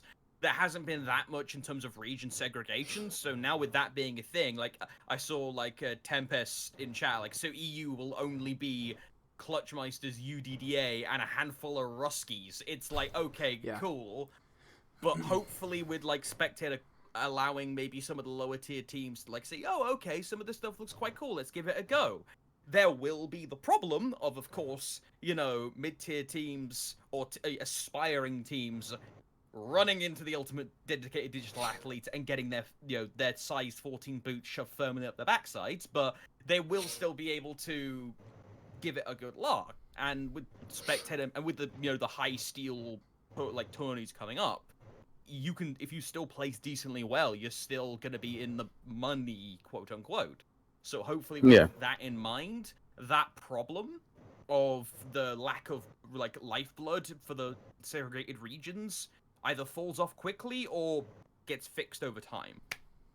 It's actually fantastic. I mean, I think that the what Ubisoft is doing to kind of bolster the competitive scene is actually fantastic. I mean, of course, they're right now offering steel prize pools. They're supporting the competitive scene with these steel prize pools, and I mean that's still huge. I mean, 1.5 million is quite a bit of steel, and whether that's split between the top 5 teams or maybe top 8 teams, everybody still has a good chance to win a significant amount of steel. Looking at the tournament signups, I already looked at all of our consoles tournament signups. Even a couple days ago, they were almost at like 25. The EU region is already at like I think 12, 13 teams. NA, I think it's like 6 teams, with a ton of teams still trying to be made. So there's more teams that are actually signed up, but there are not full rosters for every single team. So I really think that it's a really good incentive. Yeah. Silver, I'd like you're actually the one who brought this to my attention that I completely forgot, is that the Spectator is only on dedicated servers, so there can't really be cross-region play. So I'm very interested in what you have to say about this. Region lock tournaments are a great thing by choice, but I don't think they're that great of a thing by happenstance. We have the spectator mode coming out, and region lock tournaments are definitely cool. But usually, when you have a competitive scene as compact as ours, you to be expected to see some tournaments that are gonna be international with all the problems that they have. But just to have the NA and the EU side clash as they usually do beforehand. But if we ever have international competitions after spectator drops, we won't have spectator mode for those tournaments, meaning that they basically don't get the same coverage that we could get with the regional lock tournaments, which are, they're more enjoyable to play and all. But considering that at least half of the good players that are currently in competitive are in NA and half of them are in EU, means that we have a very split competitive scene and an already rather small community. I definitely would like to see them at least give some scuffed version of spectator mode and peer-to-peer, just to make the international tournaments even like a thing. But I think it's definitely not like the best solution that they got. I'm definitely looking forward to the tournaments that are coming up on the 17th and onwards. But I feel like there's definitely gonna have to be some international tournaments, and how they're gonna be cast, I have no idea, or how they're gonna even work, or if people are even like in the mood for making them anymore, considering that they will get used to the spectator mode being a thing and casting being a thing, giving probably a lot more view experience and viewers in general to these tournaments. I guess that's the only wait and see now. Yeah, exactly. I like to think of it as more of an opportunity to grow the competitive scene in each respective region, rather than a division of the competitive scene. Because while they are, of course, now region locked as far as moving forward goes, and I'm sure at some point there'll be international tournaments. I'm not saying it's never going to happen again. I'm saying, but for the foreseeable future, majority of them will be region locked, because it does ruin the competitive integrity of the game. When you have, attacks that are supposed to be like 500 milliseconds being like 3 or 400 milliseconds, and you're basically, your team gets a buff just by playing in a different region. So I think it's an opportunity for each region to find new competitive players and to for each region to grow competitively. Because now that Ubisoft is contributing to these prize pools, more people are going to want to play. That's a given. Especially if one day, possibly, Ubisoft were to go beyond still, maybe into cash. Not saying that they will, not saying that they even said they will. Pizza money. Yeah, we need that pizza money. But just obviously imagining that would be huge. That'd be huge. Yeah, my biggest concern with this is, I think that this is more divisive than it is anything else. I like that spectator mode is coming, but I think what it does is forcing region lock tournaments is going to either do one of two things. It's either going to force more people, particularly in NA, because I think there are more teams in EU than there are in NA. It's either going to force more people to gather people together to play, or it's going to shut it down, because you're not going to be able to really run tournaments with 2 teams. 4 teams. Can you? Yes. But will you? Obviously, that's going to be up to the TO's decision. But I think the possibility that it can open up is if enough consistent teams do appear in EU and in NA, and we keep this dedicated servers, this region locked tournaments, it can get an opportunity for a quote unquote like League does Worlds, for example, where all the best teams from the different regions meet and play for a prize pool. I think something like that could come from this certain type of implementation of spectator mode, that you can have these certain tournaments, and the people who do the best fly out to Montreal and do a tournament, like for cash prizes. It's NA versus EU, which they've done this with the Hero series, right? It was mainly 1v1s, but it never really happened in 4s. So I see this as a potential for that, but I also see this as something that could be kind of hurtful for the community competitively. Verb, go ahead. On that point of the tournament thing, That's another thing I wanted to talk about real quick in terms of Spectator. Like I've technically commentated at For Honor LAN.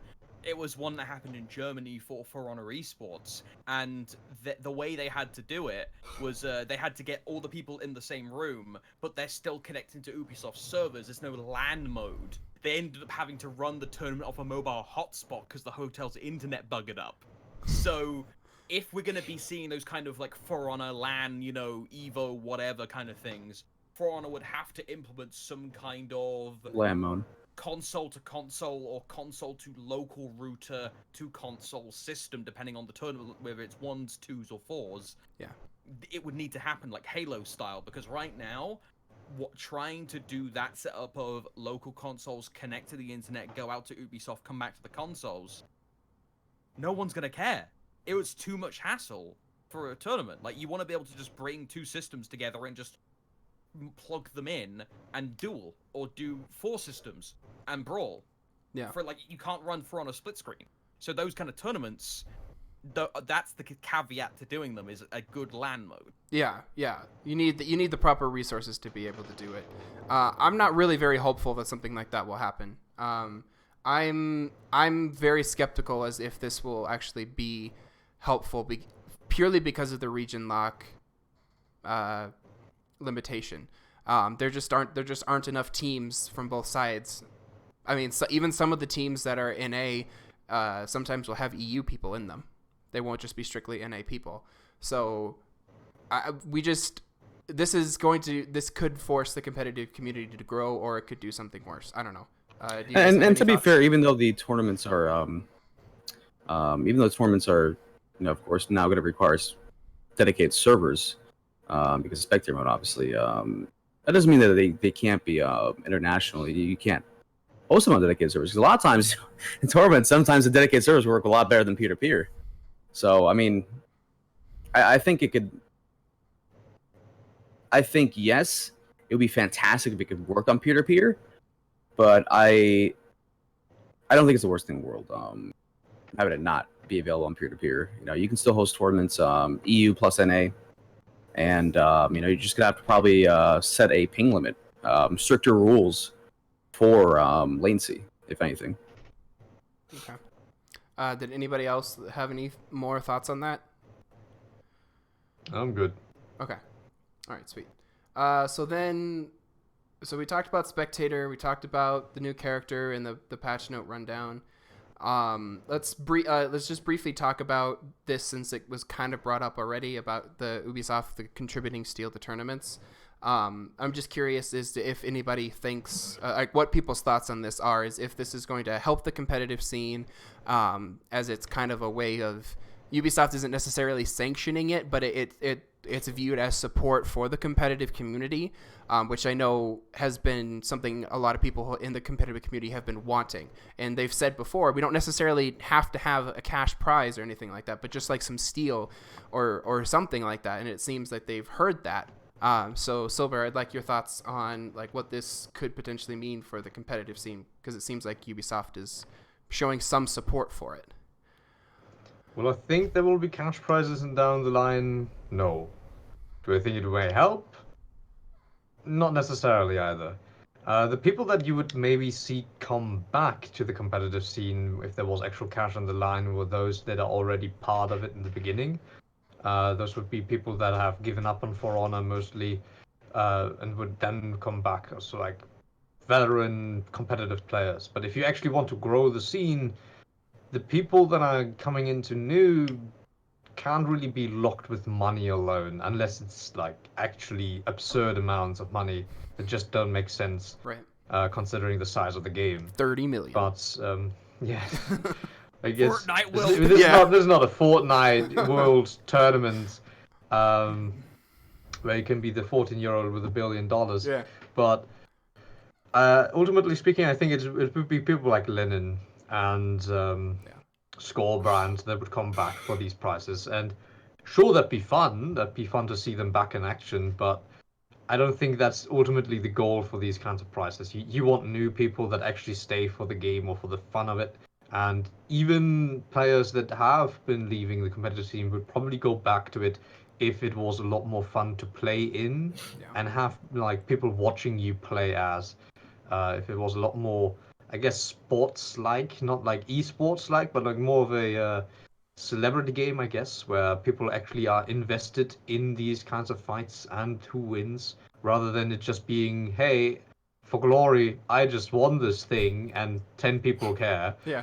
Give me a not a white name, please. I won something. Yeah, give me a name or something, or you have major upsets like Raven and I when we played in that one tournament where we beat up Haley and Skeptic, and we actually managed, that was fun and for glory. But the thing is, no one on Reddit or Right. the Warriors Den anything they don't see that. They don't get that hype. Yeah, nobody cares that you literally smashed Haley, in a recent tournament like 3 weeks ago. Yeah. I feel like when that becomes a lot more prominent, maybe through spectator mode, we'd see more people actually joining. And I don't think there's money needed for that. And if anything, we can gather that on our own once it becomes more popular.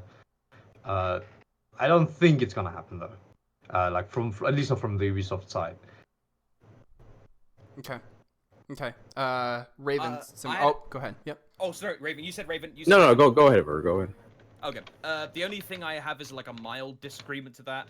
For as much as like money may not be able to bring in the new people, it sure as shit will activate the people who are already here and like actually like bump the numbers up on the tournament more. I very, very specifically remember a fun memory of that. It was like Raven was running one of his, normal weekly 2v2s. Things were going well. It was like a decent-ish cash price. It was like 50, 40 bucks, something like that. What Raven is able to do, that's fine. Some people were playing, numbers were standard. Then all of a sudden, Lord Dem walks on in and Saudi oil barons the cash pot by like 400, 500 bucks. Oh, yeah. And all of a sudden, 2v2 set mix. He hates playing twos right now. He does. Despises it. Actively will tell anyone in earshot about that fact. All of a sudden nuts up and starts playing twos, even though the entirety time on his stream he is like, I hate this, I hate this, I hate this. But money talks, pizza money walks. So it's like being able to activate those people consistently saying, hey, here's a reason to care. Yeah, it's probably not the most healthiest way of doing it. Like Silber said, you want people to actually care because they're having fun. Right. Money or steel or something then. A nice shiny little thing just to make people, hey, if you want to play in these fours tournaments, which are much more fun to play than twos, and you get something for it, like, it could bump up numbers quite nicely, and then other people can see, and of course, more people means more chance of flashy clips, which can go on Reddit, which can be talked about by Mistress on the Warriors Den and her tournament section when they're on. Like, it kind of snowballs, hopefully. At least that's my theory. Mm-hmm. Yeah. And Tempest actually just brought up something interesting in chat. It's like comp players don't really care about steel. They only really care about... casuals are the people who care about steel more than the competitive players, which I think is overall true because most of us aren't really concerned about fashion that much. So that is an interesting take. Like, is this actually going to be something that's motivating enough for the competitive players to want to play in them more? To me, I don't know if competitive players necessarily play in tournaments for the cash prizes. For me, what I consider a competitive player is somebody who wants to improve at a game. And one of the best ways to do that is to put yourself in tournaments with other people who are above, below, or at your skill level. I'm not 100% sure that the main motivating factor is money or steel, but I think it's more of improving at the video game. Now, perhaps that's just my point of view. But I view the same thing with with Magic or any other competitive game. Like, people who are competitive, they want to improve at the game. It's not necessarily about winning. It's not about losing. It's not about getting the millions.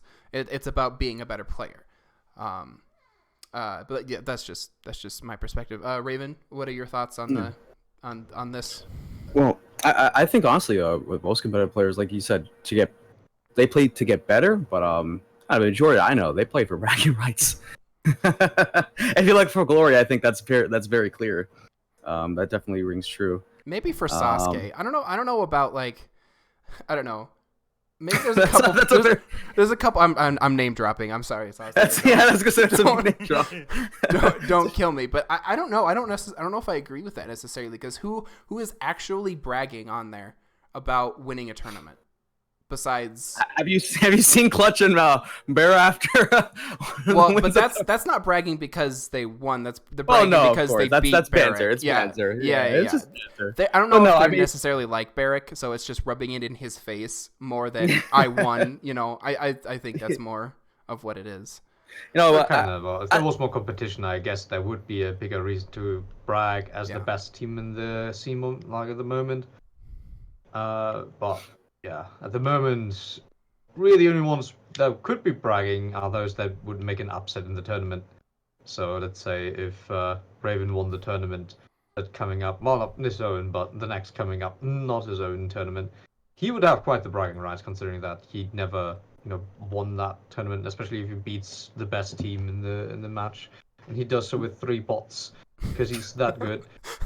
It's it kind of depends on like the scene around it, but yeah, money definitely does move people. I can agree with that, but I feel like it's too short term and too expensive.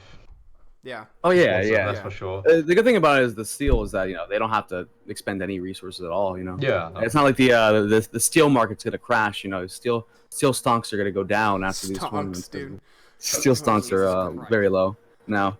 No, it's like it's literally an unlimited resource. You can just pump out and pump out and pump out. So you could have a billion steel being handed out to these tournaments, and that wouldn't affect them in any negative way at all. So I think that's great. And if if going through all the teams currently on Battlefy for the tournaments, I'd say 95% of them are people I've never seen before sign up for a tournament. So I've definitely seen a lot of new players come in. I don't know about the retention. I'm not sure if they're going to consistently come in. But I'd have to imagine if there was consistent steel prize pools that these people think that they could win, some would probably come back. Of course, not all are going to come back. 100% certain, I can say that. Not everybody's going to come back, but I think that some will. And if some come back consistently, if you get new players every week, then that could foster a new competitive scene for each region. In general, could foster a new competitive scene. So yeah, I think that these steel prize pools are definitely a great thing. And I guess we just have to wait and find out exactly what they do for the competitive scene in terms of player base. Yeah, because that's going to be the biggest thing is with the spectator mode being region lock, we're just going to need more people. I think less or what's going to draw people back is not going to be the prize pools as much as having competitive being fun to watch and the game being fun to play at a competitive level. Because right now the game is not fun to play at a competitive level. You can ask the majority of the comp players and they'll tell you, it's like, this is how we're supposed to play. Doesn't mean it's fun, or that doesn't mean that I like playing. I mean, Kawhi has said multiple times that he doesn't like how Shinobi plays, but it's how he's supposed to be played. I think that's going to be the bigger talking point. But let's go ahead. I was just saying one thing, and again, the tournaments. I mean, while these tournaments coming up are region locked, I mean, they're region locked for a very good reason. They were the first run of spectator mode, and really the first big push Ubisoft is making for the competitive scene ever since the Hero Series, and that was that left a bad taste in everybody's mouth. So when I was yeah, come on, bro, steal. Let's go. Was the pizza money, was the kebab money really worth it? But the reason why I was originally wanting these tournaments to be spectator mode myself, and why I told Mr. Stress that I'm probably gonna host these tournaments region locked, is because if these tournaments are going to be the first exposure for the competitive mode for most people since the Hero Series, which left a bad taste in everybody's mouth, they have to be the best quality possible. You can't have people disconnecting left and right. Yeah. You can't have dispute after dispute about lag. You can't have Clutch and Barrick about to beat each other up IRL in grand finals because it's laggy. They have to be the highest quality they could possibly be to give everybody the best representation of what competitive Forerunner is nowadays. So that's really the reasoning behind why these tournaments are region locked. And I, just think it over. Maybe it could be something like moving forward. First tournament of the month is a 44. Second, maybe a 2v2. You have another 44. Both those 44s are region locked. At the end of the month, you have everybody come EU and NA and play in a even bigger tournament. Yeah. At the end of the month to end each month off. So I think that could be a possibility. And of course, moving forward, not all the tournaments are going to be region locked, but I think that the majority, as long as the player base allows it, will be to offer the best quality. Yeah, in for these sure. tournaments. All right, so let's move on to the last topic that I wanted to cover today, which was map design.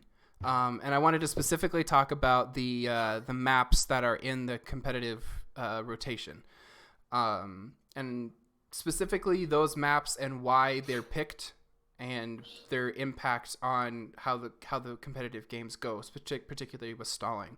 So Silver, or let's start with you. When it comes to the map design and and how they influence the competitive games, is this a big problem for completing games and just playing them in general?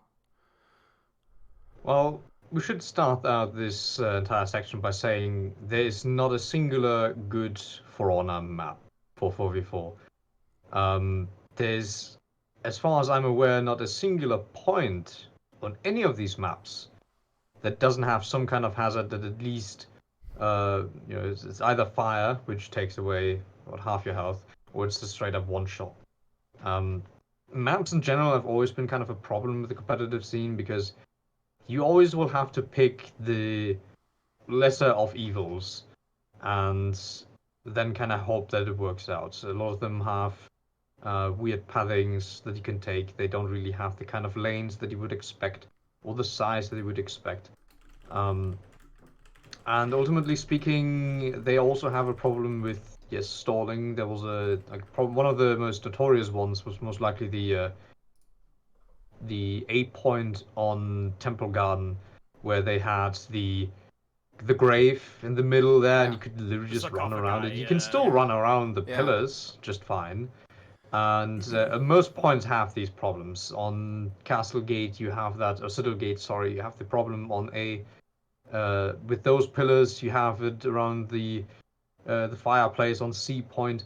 It's I think that's there's not necessarily a problem with the maps per se, but more of a problem with movement in the game.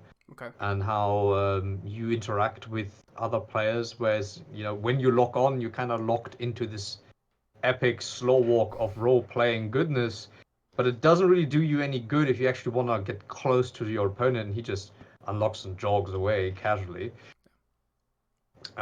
It's really an either-or question. Either you make maps condensed points where you can't avoid your opponent, or you change movement to the point where I can rush at my opponent and there's not much he can do except for engaging with me and exploiting the fact that I'm rushing at him. Like you would do in basically real life, where someone's rushing at you. Well, you're not gonna run away from him unless you don't tend to stop, or you just strike back while he's exposed, rushing at you. I feel like that's a problem that they definitely have to solve one way or the other. It's definitely a problem later down the line, for sure. If they were to fix maps now, they would still have that movement issue, which is also why competitive players unlock in the first place. Because they need more movement options, because they need more attack options. But more often than not, it's movement that they need. Disengaging, engaging, and then, of course, access to different dodge options, like we used to have the dodge roll with the unlock. The maps have mostly environmental issues, and I guess the run-up, you could say, where you can't really avoid people on a lot of maps. For example, Sanctuary Bridge was a map that you specifically said as a very balanced map in our pre-talk in the show. But Sanctuary Bridge has a very major issue in the sense that it's a very linear map. It has its mid lane, which is the most important point on that map, of course. And if you are to be locked in a position where you have your home point lost to the enemy team, there's not much you can do. You can't really avoid them anymore. They can close the gates that you can do to circumvent them, And even if they don't, they can intercept you from mid lane. So there's no real way for you to just walk down a path where they're like, God damn it, we didn't see him in time. Now we have to run all the way back and break off. No, they can just, we could just intercept him. It's just right there. Just do it. And the map that I think does that the best is Citadel Gate, where it's like, yes, if someone backcaps on Citadel Gate and you didn't see him early enough, you're gonna have to either run back from mid lane all the way a ladder or a staircase up to your home point, which is gonna definitely break up the fight in mid, or you have to run back to the A point because you can't just straight line, beeline it to the dude that is running to the point and intercept him from backcapping in the first place. And I think a lot more maps need this, and I do not know too many maps that do this well either. And even Citadel Gate is not considered to be the absolute like best map either. It has its own problems. Yeah. But I think that's a science of its own, really. Yeah, so it kind of sounds like that Sanctuary Bridge is more snowbally than the other maps because of its linear nature. It's a lot more reliant on fights. If you can't win team fights, you are not going to win that map. Other than, like, most maps are about map control. In that map, it's literally around fights. If you have lost the entire map, you have to go back, everyone go mid, and you fight a really big fight there because everyone's going to run back and there's going to be a big 4v4. If you didn't win that one, you basically lost the game. On other maps, you can just go, well, we get triple capped. You run there to their home point, 2 run there, and 1 does go to mid lane. And you will have to break them up like that. But on that map, it just doesn't work. You can't have 2 people going to home point. They're going to die immediately. The guy trying to backcap is going to be intercepted by the guy in mid lane. And now you have 2 people in mid lane instead of 1 dude in the home point and 1 in mid lane. And they're fighting and they're losing 2 because they're outnumbered as well. It's generally a very fight-heavy map. If you're very confident in your team fights, it's a very good map. If you're not very confident in it and your individual players, it's going to be one of your worst maps. Okay. Go ahead, Verb. Yep. Yeah, very quickly. Yeah, Sanctuary Bridge is very much sort of like the borderline in terms of like an acceptable map. If you want to see Sanctuary Bridge falling off the cliff in terms of like that style, Forge. Forge is very much like that style, but taken to the worst extreme. It's like, oh hey, once you win one good fight around the Anvils or in mid, you can move up, secure all points, have one person sit in mid who can see directly into their spawn. The people up on the home points for both sides, I think more towards the attacker side than the defender side, especially on the attacker side with the water wheel, can see directly into the spawn, and you can start like judging from there. Versus like say a Sanctuary Bridge, if you've triple capped and you're all sat on home point, you've at least, at the very minimum, have the far portcullis you can go through. That's like somewhat out of sight. You've got mid. You can also try and rush them. And from home point, that they're looking into your area, they can only maybe see like one part of where like the fight clubs happen in those areas. So if anyone remembers the fight clubs from back in the day, so Sanctuary Bridge is able to get away with it, but only just. Like, it is very much, like Silber said, you cannot do any kind of strategic rotations or that kind of thing. It is brute force unga bunga, the map. Okay, Raven, what are your thoughts on this? Like, the map design influencing competitive games, specifically Sanctuary Bridge we're talking about now. I think that Sanctuary Bridge, I mean, pretty much echoing what everything Silver said. I think Silver pretty much covered it with Sanctuary Bridge. If you can't win those team fights, then you're pretty much done for. Kind of snowballs into you trying to cap your home point again. If they had a good grasp on your home point, you have to go for a backup or that mid control. And if you can't get those, it's done. You lost the game. I think map design for Honor, I think that it's starting to get better. Thankfully, because it really needs it. You know, we haven't gotten really a ton of new Dominion maps, and we haven't really seen a ton of changes in Dominion maps, so I'm personally hoping for a lot more, because I think that's one of the things that the game is sorely mapping, because if you take a look at a game like Siege, I mean, they're constantly receiving updates to their maps. Looks like Verb has taken a nap. Yeah, once again. But we can move forward. I'm sure he'll be returned in just a moment. So pretty much. I mean, my only thoughts on map design for Honor at the current moment. Yes, like there are issues in maps. I'm pretty sure we've covered everything up to now. Some maps bad, some maps not so bad. Is the consensus, I'd say, and hopefully the devs over at Montreal are able to consistently update maps in a more at a quicker pace. I love to see more updates on maps. Maybe a couple updates each season, even because like Silver dote upon for a moment. Silvergate, while a good map, it has its fair share of issues. That I think it's Sea Point. Yeah, it's Sea Point. That huge little fire bowl in the middle of Sea Point. You can just kite around that forever, and that's not good at all. Yeah. So hopefully that gets changed ASAP. And little tweaks like that could really go a long way into improving the experience of competitive play on the maps that are currently competitively viable. Yeah, and not just for the players too, but like for the spectators and for Exactly. somebody like Verbalosity would be casting this. Like I'm sure Verb doesn't want to watch somebody run around the C point or A point in Citadel Gate to wait for somebody else to come gank, because it's not fun to watch. It's not fun to cast. I'm sure it's not fun to play against. And it just kind of makes everything look bad because it's the optimal strategy. So of course that's what competitive people are going to use. But it doesn't seem like there's really any map that doesn't have something like a big stall potential.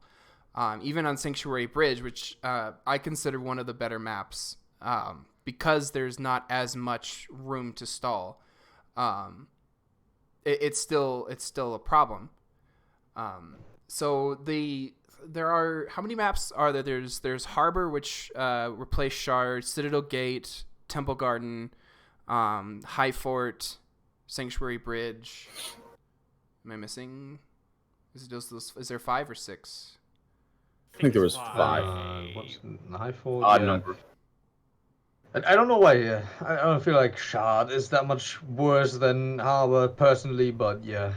Yeah, that was actually an interesting change that I was not even aware of until, I don't know, like a few weeks ago, that Harbor had taken Shard's place. And I was, after I learned about it, I was in Clutch's stream and I asked him why it was this way. And just because he said something to the effect of Harbor had one good point and one bad point, and Shard had all bad points, was basically what he was saying.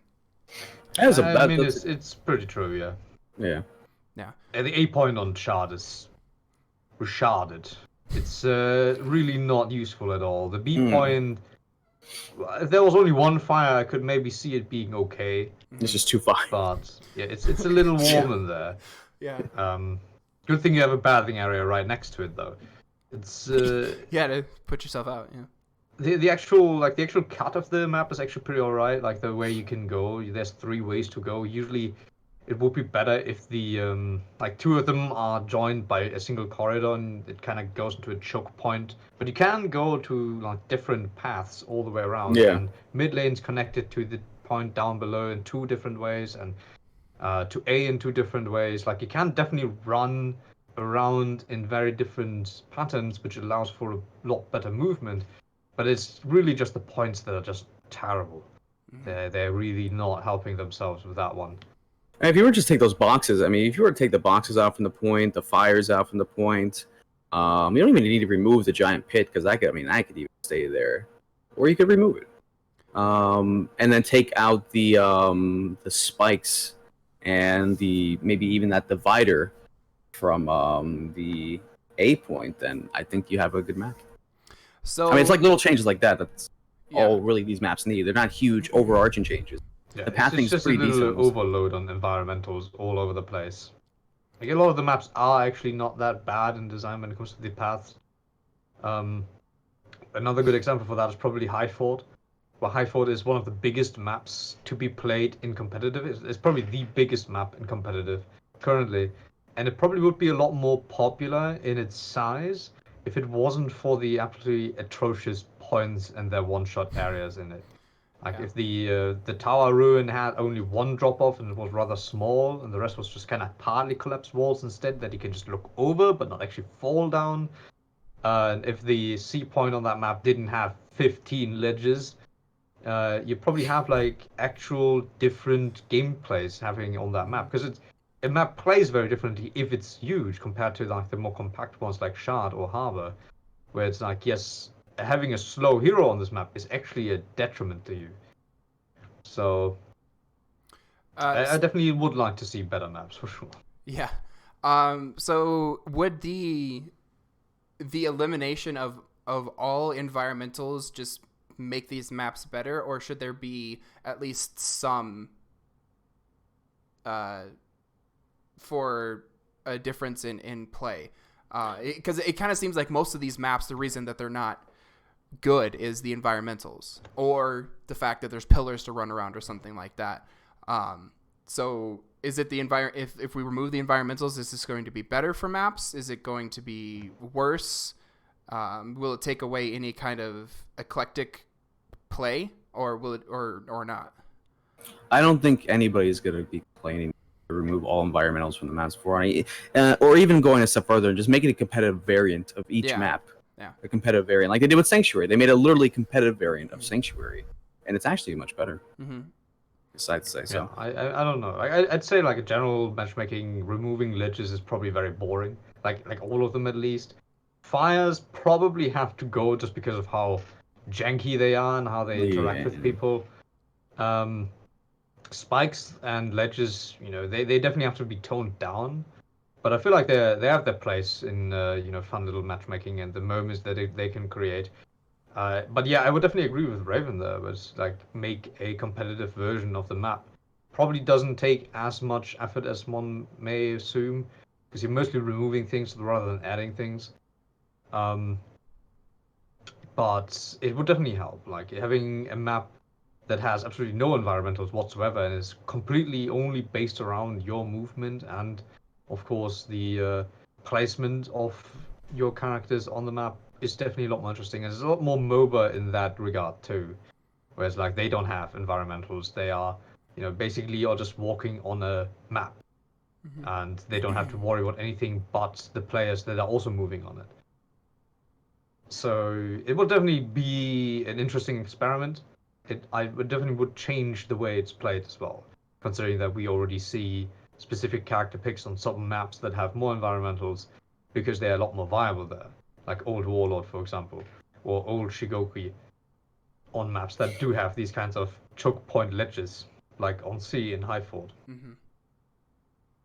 If I was God King and I had to think of a rework for like High Fort, for example, because getting rid of every single ledge on that map would be strenuous work. Like that thing is built on like essentially a plateau, the entirety of the map. I would close off every single ledge on the points, but keep the ledges between intact. And maybe at most widen the bridges on sea by a bit, so it's two abreast instead of one abreast, safely, because while in competitive play, I do enjoy the idea of being able to have a completely non-ledge kill influenced map. It's still pretty cool to see the moments where like someone is traversing the map, they're about to get to the point, but oh no, they weren't paying attention, they're asleep at the wheel, and someone just like impales them right off a ledge as they're about to hop onto the point. So that's always fun. So and also at the same time, it would be a lot of work for Ubi to like get rid. Actually, I don't know how much work exactly, but it would probably be a decent chunk of someone's time to have to go through all of the ledges, iron them all out, make sure they're all good. So, and make sure there's no like fun glitches like we saw during Soul Rush, where you could get outside of maps on Canopy, which was interesting. Yeah. So, with all of that, I'd like to see that. Personally, yes, I want to see the complete Legends design, because as much as I can say, like, oh, it's going to be like, yeah, you say no forks given in chat, fun for me, because I get to yell about it, and it's a funny time. For the players, getting, kamikazed off a ledge, not so fun. Doesn't feel so competitive, feels a little RNG almost sometimes. Yeah, and that is something I want to... That was going to be one of my main points, too, is that when you're watching a competitive players in a competitive game, you're wanting to see the skills of the people you're watching. Now you can absolutely make the argument that proper positioning in a team fight can prevent you from being ledged. I would argue that this is true, but people are wanting to see how good you are at your hero, and you don't necessarily have to be good at a hero to be able to ledge somebody. So I think it does ruin the competitive experience and what competitive is about, which is seeing how good these players are at their respective characters, how they synergize as a team. And to me, environmentals really don't have a place in that. And this is actually something I wanted to talk about too, was them releasing the competitive Sanctuary variant. The variant in for 1v1 and ranked. I think something like this would be great to implement for 4v4s, like have competitive versions of all these maps. Verb said it too. I don't know how much work that would take, but I think it would go a long way to letting us have more, just have better experiences in playing the games. What it can potentially do is if they make all the maps the same, and they cut off all the environmentals and anything like that, it can kind of make it bland. That I can see. But I think something like this would be helpful for the viewing experience and for the competitive player experience, because nobody likes getting ledged. Nobody likes getting one bad read and then being dead. That's not like, who's the better player. I mean, this guy got the best punish clearly, but okay. I just remembered something. Yeah. So about the competitive sanctuary map, there's actually one kind of glaring flaw that you mentioned. One bad read. That map is like Lawbringer Central, the new competitive rank map, because any parry now guarantees at least 50-ish damage, because Impale going do do do do do do right into the wall, Thomas the Tank Engine style. Very cool. So it's there 40 now, but yes. Okay, thank you. But yeah, so it used to be 50, yeah. Anyway, I'm bamboozling myself. The actual wall distance can have problems, so they may need to consider that when it comes to certain things. Either that's a map problem or a Lawbringer problem, to be decided. It's probably a Lawbringer problem, let's be real. His punishes are just dumb. Yeah. They've been for a while, but it doesn't seem to change anytime soon. But yeah, well, that's completely that's its own topic, really. Yeah, that's. But yeah, I definitely would like to see them focus a lot more on maps, because maps have most definitely not been a focus point for a long time, considering that basically every single map after Season 2 has been utter trash and unusable and competitive. It's nice at least seeing them revisit some of these maps, especially for 2v2 maps that, why are you sending them in two separate places that are also separate in, environment, instead of just having them together and actually do a team fight. Actually revisiting how these maps can perform. Also, the Temple Garden change with the grave gone.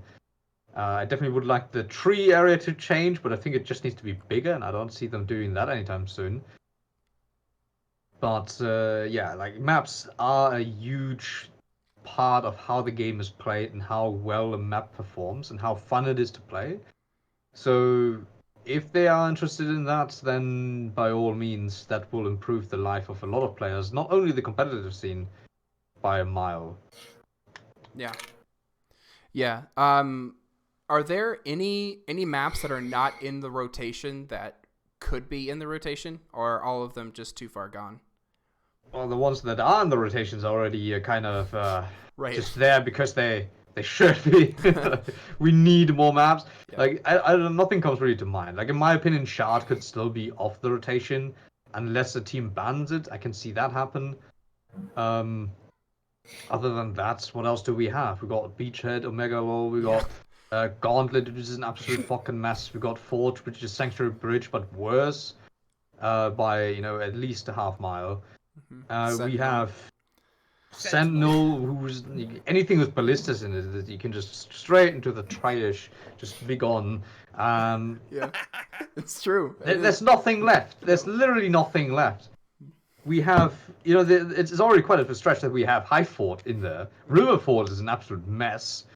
It's, yeah, we would need to see map change before we see a change in competitive map picks. Especially considering that the next map probably is going to be a breach map again. So yeah, it's probably going to stay this way for a while. Yeah. Do you have any other thoughts, Raven? Really, just that I'm hoping that at some point in the future they decide to drop multiple Dominion maps, with the season, or even with maybe a big mid-season. I'm probably never in a mid-season. I mean, possibly a mid-season patch. I have no idea, but I mean, probably would come with a new season. And hopefully, at some point in the future, they do drop multiple Dominion maps, because we're sorely in need of not just like one new Dominion map, like 2 or 4 or 5 new Dominion maps. You're probably better off making like some of the existing ones actually playable rather than design completely new ones. But that's arguably probably not that much less work. Yeah. But at least they have the assets for them. Yeah. Yeah. I would like to see maps that encourage different kinds of gameplay and different kinds of compositions that work better in X map over Y map, to give some depth to a tournament, because for the most part, all of these maps you run pretty much the same people. I think the only time I really see any kind of change up is on High Fort, because as Silber mentioned earlier, it's probably the biggest map. So you might need people with characters that have faster rotations or something like that. But I would love to see maps that favor different team compositions and kind of force a meta change, if you will, with these with the maps, because it's just it's the same old. Yeah, which is why I like Shard, it being the only map that has the minion lane on C, rather than on B where everyone has to go in the beginning. I definitely like to see more maps that have a little bit more of a spin to it. Like, for example, in Sanctuary Bridge, every fight is a mid fight, while on Citadel Gates, backcap's a lot more prominent. And then you have on Shard, where most fights were point fights, and mid lane was mostly kept to the mid laners, because it wasn't actually on the way to any specific point. So if you were to focus on it too hard, you would always get double capped, and that's not very good if you want to heal when you're losing the mid fight. So I definitely would like to see Shard coming back, it being better. Okay. I've seen an idea floated around for a kind of map where you could influence where the minions go, and maybe, I'm not sure how much spaghetti the developers would have to change. Influence which point would be the midpoint. Maybe some kind of large, like, that one concept everyone's wanted and their mothers wanted since the beginning of time, the long field, open grass kind of map. Yeah. Maybe be able to influence somehow where the minions go. Have A, B, and C all on the smoking ruin of a battlefield. And okay, this area is now B. Now this area is now the minion point B. So that could be potentially something interesting, because I can actually see that one happening. Yeah, I can see that, because if you have specific triggers that basically just makes the minion go okay, change gears. Now we're going there. Now we're going there. Now we're going there. Just right? Go over there instead. If you have 3 directions that is based on a railway, basically for the 2 levers that you would pull. Yeah, basically you just kind of you have an event happen and now it's over there. If players were actually in control of minions, that'd be weird, because I've not seen something that I was kind of expecting to happen at some point, which was a feat that summons minions, pikemen specifically, to help you out. But I feel like the problem with that is the spaghetti code of the AI would just kind of go crazy, and that pathing wouldn't work. And maybe you would summon them on a point, and they wouldn't even attack your opponent. They would just try to get to mid lane somehow and fall down or run against a wall for a minute. It turns into Promote from League of Legends. Yeah. Yes. It ends up being that. Actually, that's perfectly sets up the question I was going to ask. Rezu, I see. That's perfectly good. Some of the question I was going to ask, referring to League of Legends. This might be a little, it's a little wild question to ask. But what do you guys think about a map or even a mode where, kind of reminiscent of Breach, but 3 minion, pretty much it's just a copy and paste of League of Legends, where you have mid, side, and just minions. Then you get to the end, and there's a capture point or something like that. You can only get or something like a boss that you have to fight, like the command or something like that. I feel like that'd be So like Because a Breach is somewhat hybrid like that. between- Breach and hybrid Dominion. between Breach and the Assassin's Creed mode, because the Assassin's Creed mode had 2 commanders on home Oh, yeah. points, and then Yeah, you had to yeah, control, yeah. get through the middle first. So kind of like a hybrid between the two. Yeah, yeah. I just want to point this out real quick before we move into this point. I thought the Assassin's Creed mode was the worst mode they've ever designed, including Skirmish and Elimination and Tribute. Oh man. It was terrible. It was Worse than ass. Soul Rush. It's worse than Soul Rush. It was so terrible. It was mid laner, the game. If you didn't pick an entire team of mid laners in that mode, you lost. And it was trash. I hated it. All right. But there was Ezio on the tour. But there was Ezio, yeah. But moving on, yeah, no, I don't know. Like a more MOBA style mode may actually work for the game, considering that was one of its, promotional selling points way back, like when it first started coming out on E3, and everyone expected a lot more MOBA-like game, but instead we got more of a. It's really more like a traditional conquest game, with one of the conquest points being AI driven rather than player driven. Like it's more like, I don't know, you're clearing up. You're like basically like clearing your room and now it's captured, Yeah. and someone else just throws their trash in it and now it's theirs. Mm. It's basically that. It's a classic conquest mode like you would see in Battlefield, rather than a MOBA where you have to destroy towers and move your minions towards a base that you then have to destroy, or a jungle where you have a boss where you level up with, and that would require a lot of more things. Something that I may be able to.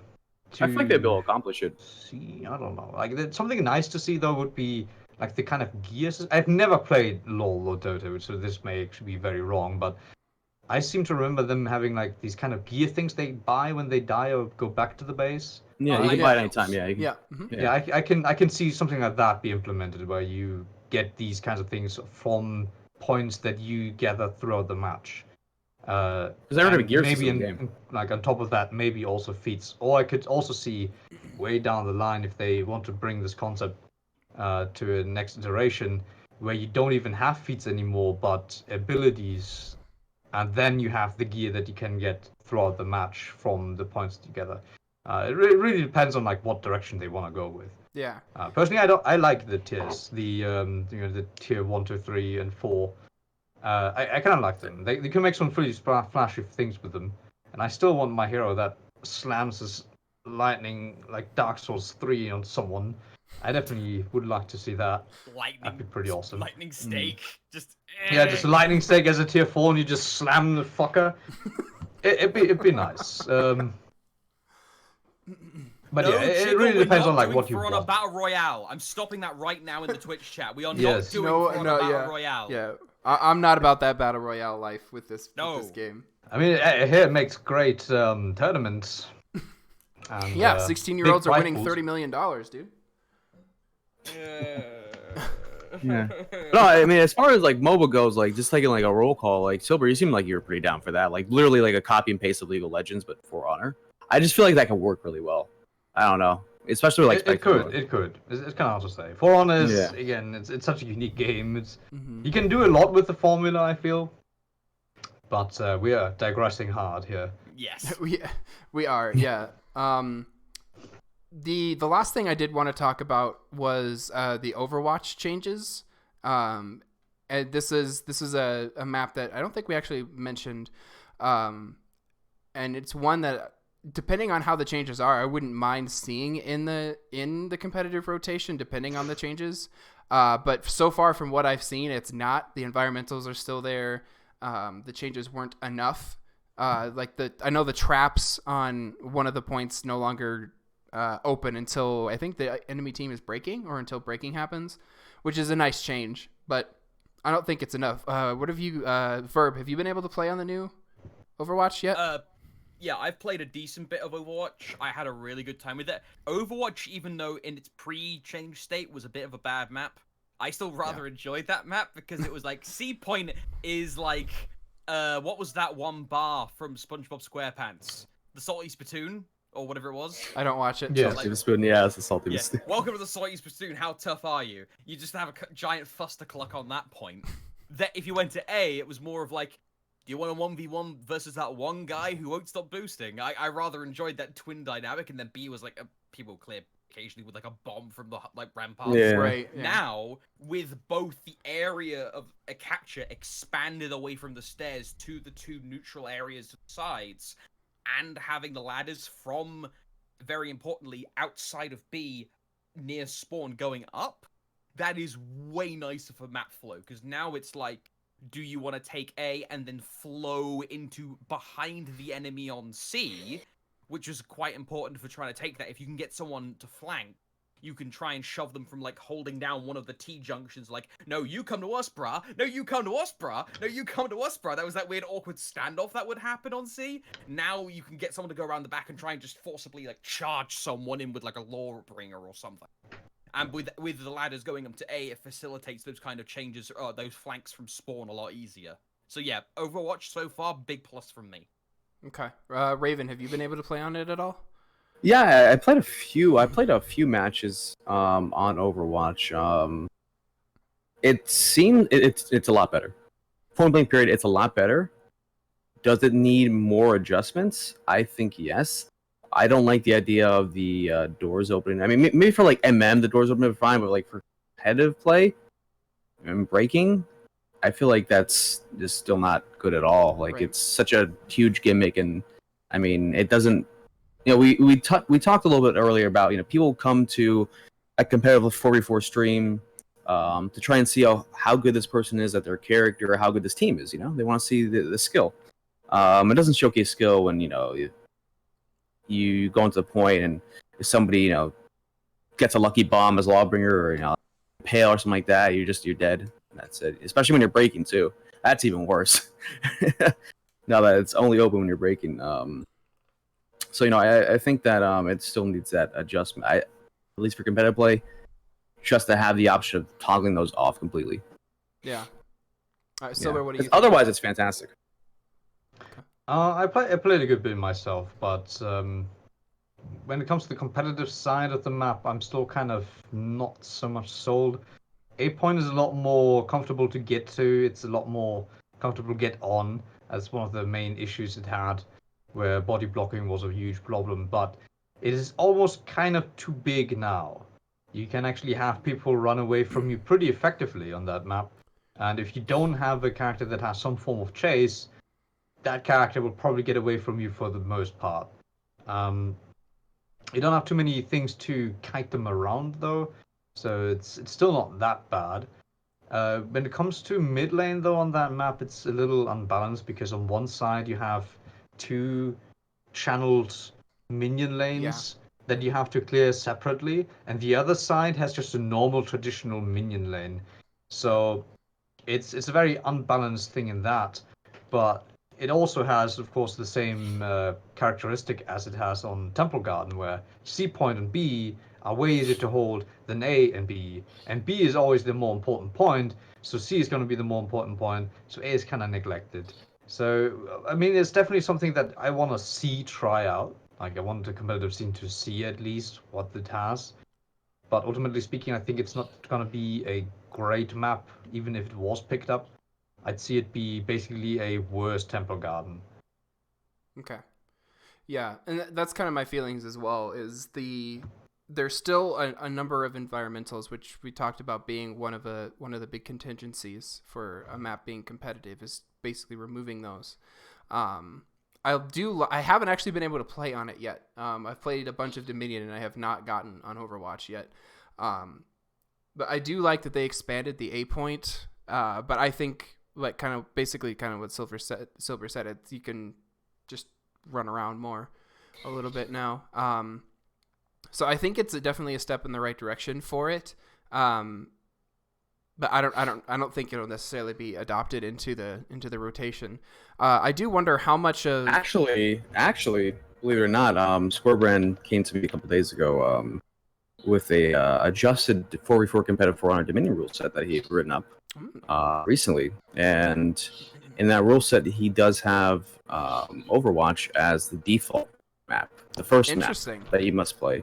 Though I don't think I will be changing my rule set so that Overwatch is the first map, just because of it's still really, really gimmicky and breaking. At least on C point. Because I think that Citadel Gate is just maybe a little bit less gimmicky in that regard. Yeah. You can probably solve more, but it's also not, a big... C isn't just a huge hazard. Yeah. That's interesting that that's being considered. I mean, I would be up for it. Like, I'm up for any kind of if a map gets changed, any kind of change, just trying it. Like, even if it's just in scrims, maybe not necessarily in tournaments. It's like, hey, in this scrim, we're just gonna play Overwatch, or we're just gonna play X map, and see how it is, and go from there. Like, maybe even like Silver had mentioned earlier, putting Shard back in the rotation, because if I remember correctly, it's out completely.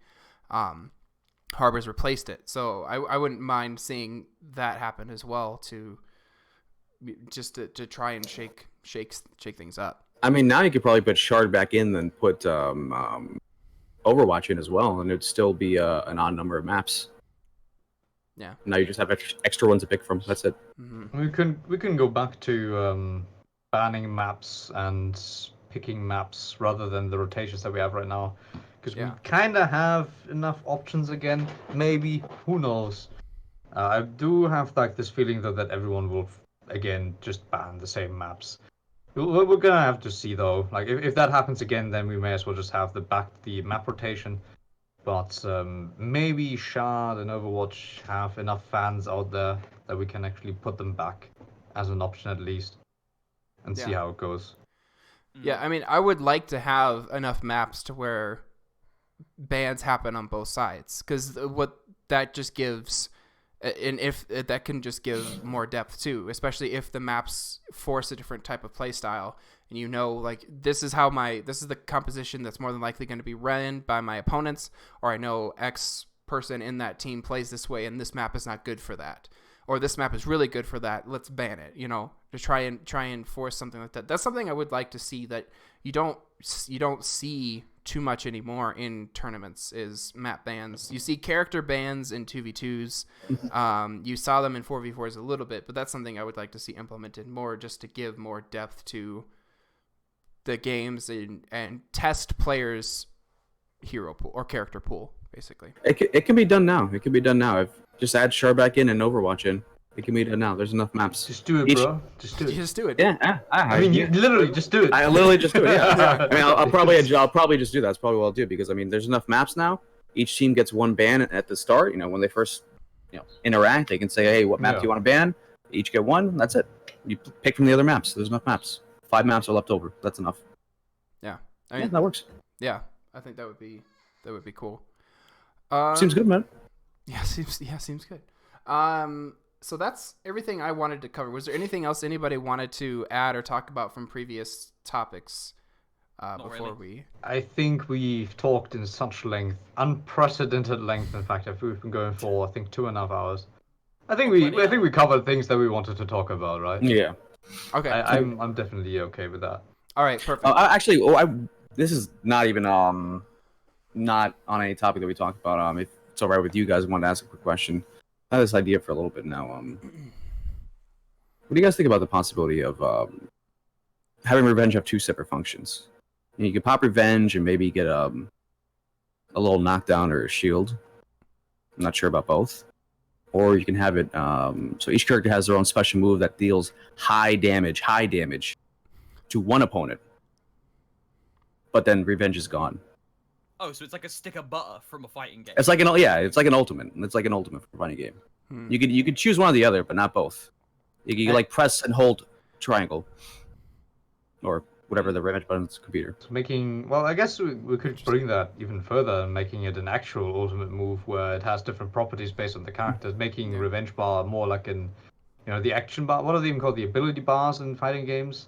Yeah, Have, like, or special meter action if it fills up. Yeah, special meter. Yeah. Where it's like either you let it tick down and have the Revenge state, or you have an ability that you can use until a certain point it has moved on.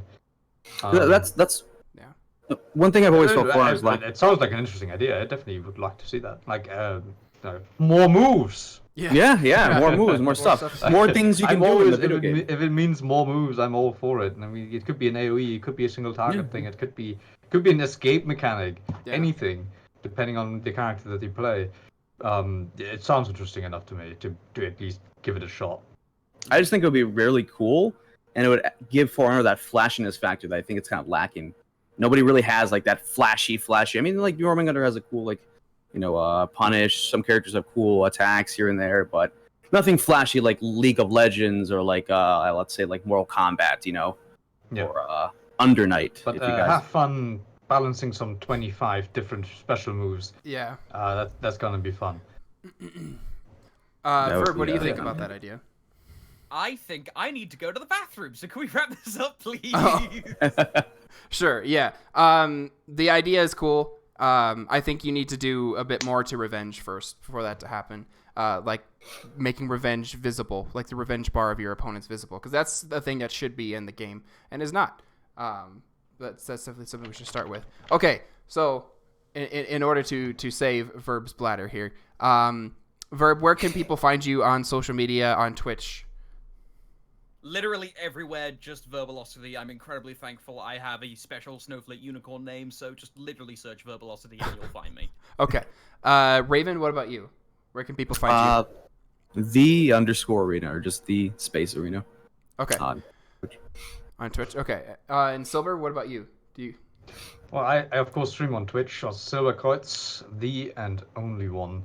On Twitter, I kind of am, but also not really, so I don't really know if I should plug that one. But yeah, I stream pretty much daily. So if you like my silly voice, you can go and check it out over there. And his great gameplay too. He has great gameplay. And the mustache. And don't forget the mustache. Yeah. Mustache. Yeah. Okay.